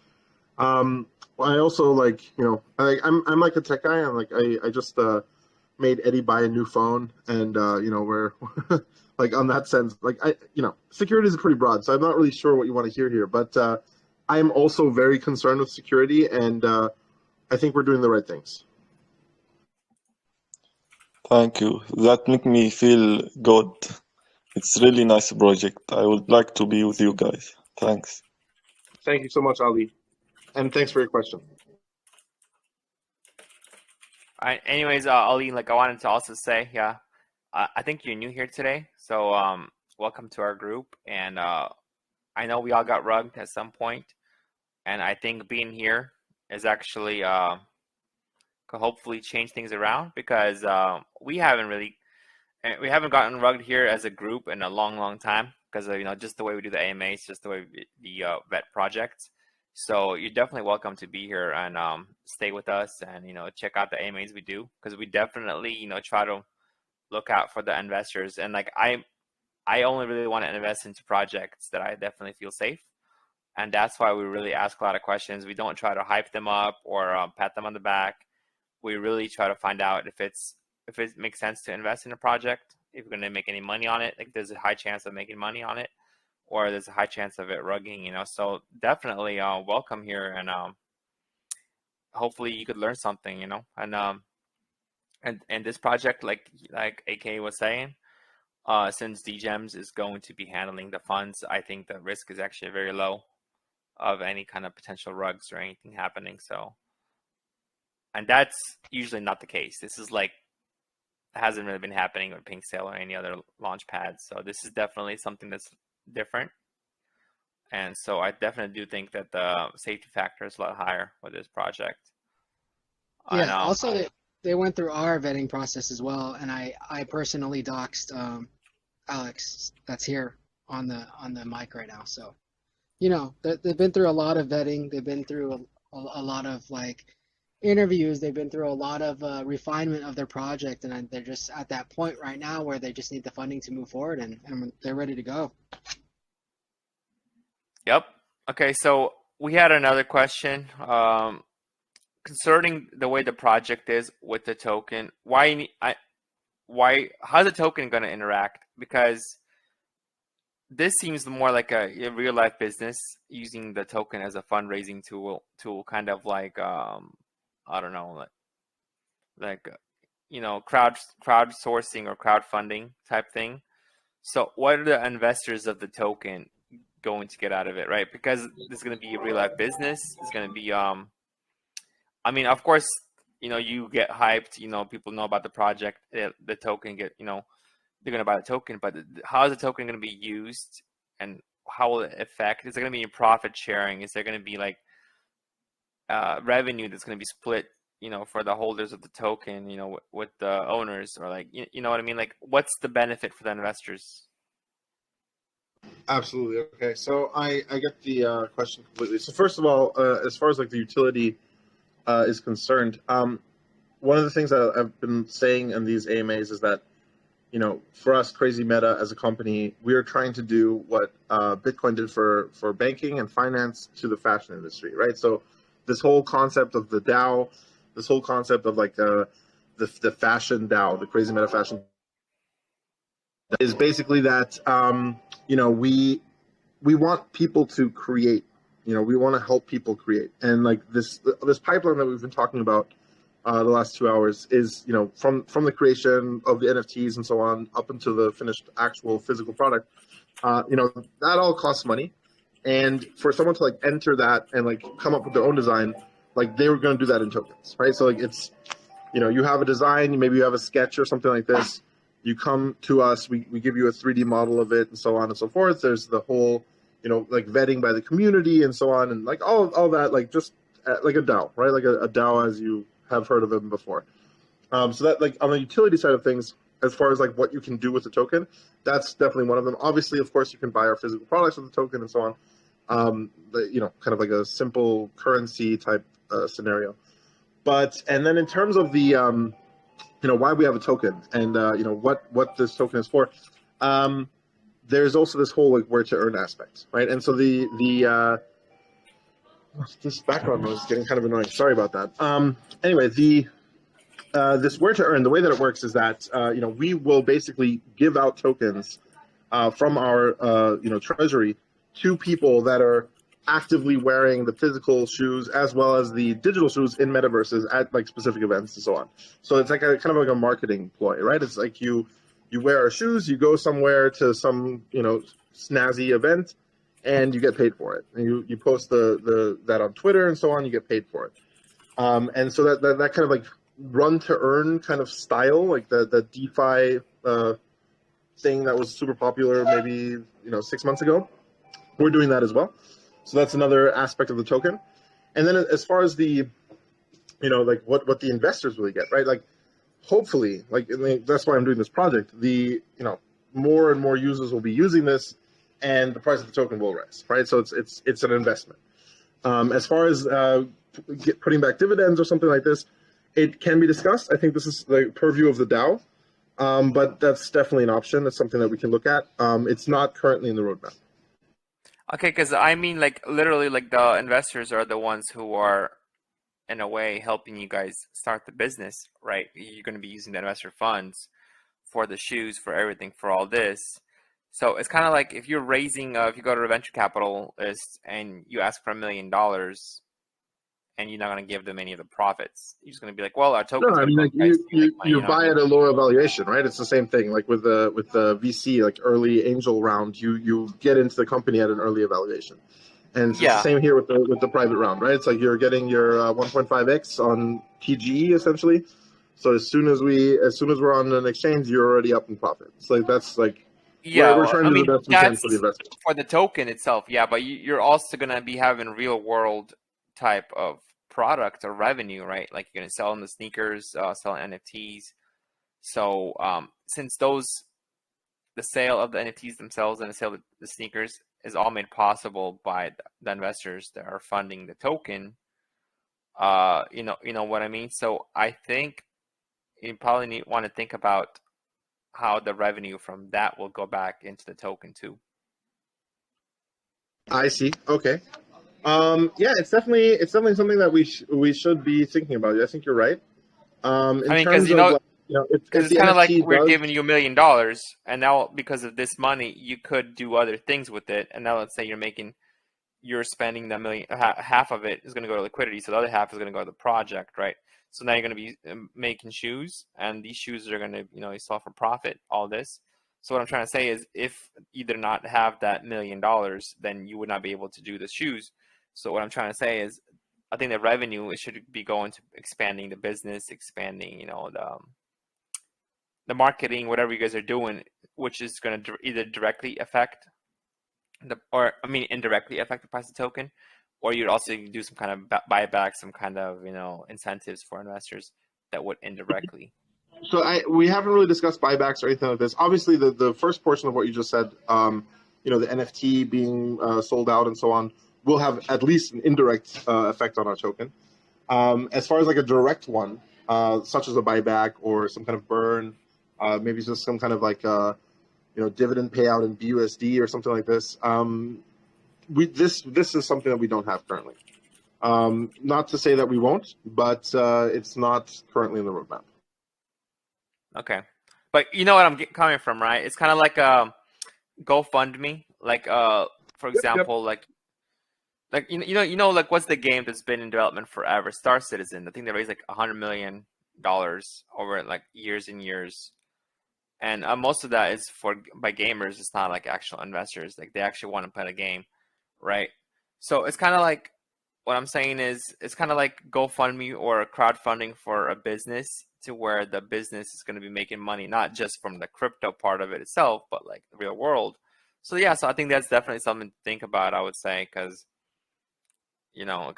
I do think that investors, especially if it's like venture capitals, if they're just getting tokens, they want to own the business too, right? Because that's how it should be. If you're starting a business by crowdfunding a token, the investors should realistically own part of that business too. Yeah. So the way that token. it's structured now is that the DAO receives money, and if should the DAO vote that it pays itself out, according to the holders, then I mean, who am I to say that that's not the case? Like, absolutely. Like, as a token holder, you are at least through the DAO, you have access to the funds, right? Your vote counts, like where those funds go. Yeah, that's all we want.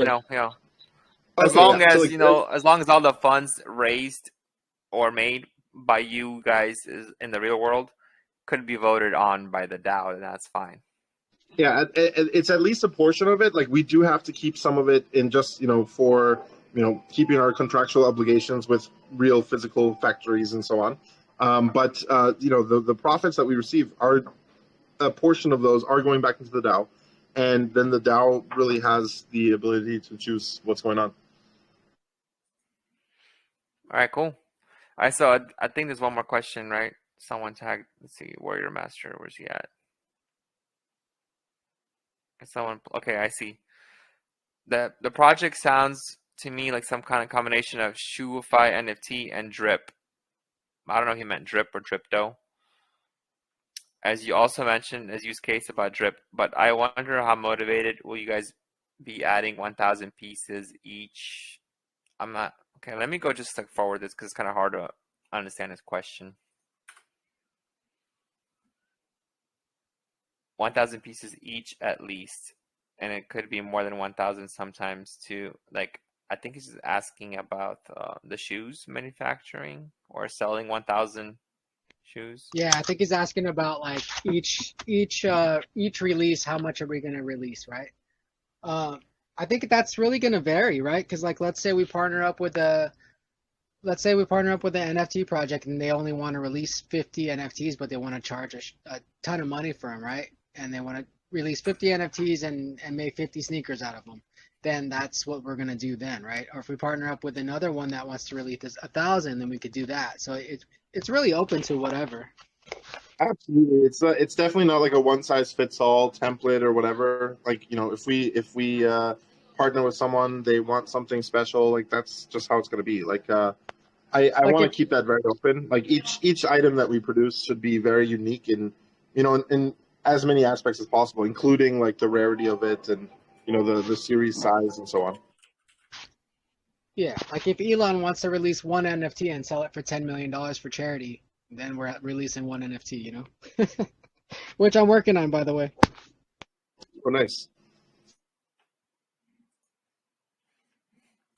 Any more questions, guys? So I'll be posting the link right now for the seed round application. So once you fill it, are you going to get some kind of address to send it to, or how does it work? Yes, that's how it works. Okay, CrazyMeta seed round. Yeah. And by the way, if you guys are contributing, please, for the fourth question, it says who referred you. Everyone that's using this form, please type in Aru, so we'll keep track of what investors are coming from which lounge. This is our third group we brought it to, and as you can hear, they just went off to another group, and then I'm going to be doing it in several other groups after this. So you guys are one of the first ones because of our newfound relationship over here, Boria. Oh, yep. Well, By the thank way, I'm still around, yeah, but Boria, like thank you so much for giving us this opportunity. This was a long one for me. Usually we kind of do like an hour and a half, something like this. So this is great. I'm very happy. I love the questions that you asked, and I love how you go deep. I'm kind of somewhat of a deep guy myself, if I may say so. But yeah, so that's great. I really enjoyed this.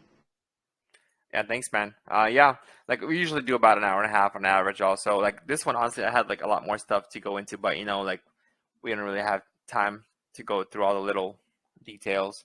I think the most important part is just about the tokenomics, about the pre-sale, private sale, the numbers, and I think the concept itself is good. With the NFTs and the actual shoes and everything, like no issues with that. The safety factor I think is good because you guys working with Degems, they're gonna be having two-factor or multi-sig for the wallet. So I think the risk factor is fairly low for like rug and everything. But like the only thing I would say is just the fact that it's going to launch in a couple months and basically just how it's going to grow. That's the gamble that investors need to make, because this project, let's say it gets adopted by all the different games, all the different metaverses, it can go huge, huge, crazy huge in the next couple of years.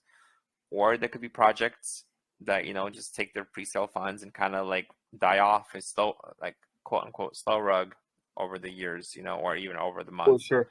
So, One thing like, I have to say, like, I'm not tooting my own horn, but I am tooting the horn of my co-founder, Eddie. Eddie is relentless. And, like, for example, this thing in Milan with the sneakerness, like, this is just something I want to, like, share with you guys based on what you just said, Boria, is like, we had this kind of connection. He was like this friend of a friend of a friend kind of deal with this organizer for this conference or this, fashion gathering, whatever you want to call it in Milan. And they never got back to us. They're busy, something like this. It's always, how it is. And Eddie literally went through like every person on LinkedIn, like literally every single user of LinkedIn, figured out how close they are to, this is all manual. Like he didn't ask me for a script or anything, and like found, I think it was like 250 people that are somehow connected to the CEO of this group. And he sent 250 messages, just straight up like, hey, I need to talk to this guy. What is his private phone number? Where does he live? And Eddie's just that kind of a guy. Like, he'll just run anything down. And that's also why I partnered up with him. I am not that guy. I'm the guy that would spend, an hour writing a script to automate a task that would take me 20 minutes to do manually, right? So exactly the opposite.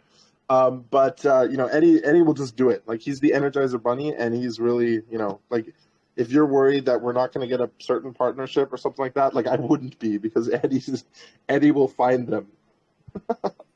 Yeah, I've been working with them for a couple months now, like about a month or a little over a month. And yeah, I can verify Eddie he's a beast, man. Like he has my drive, like he's awesome. So let's do one more question, guys.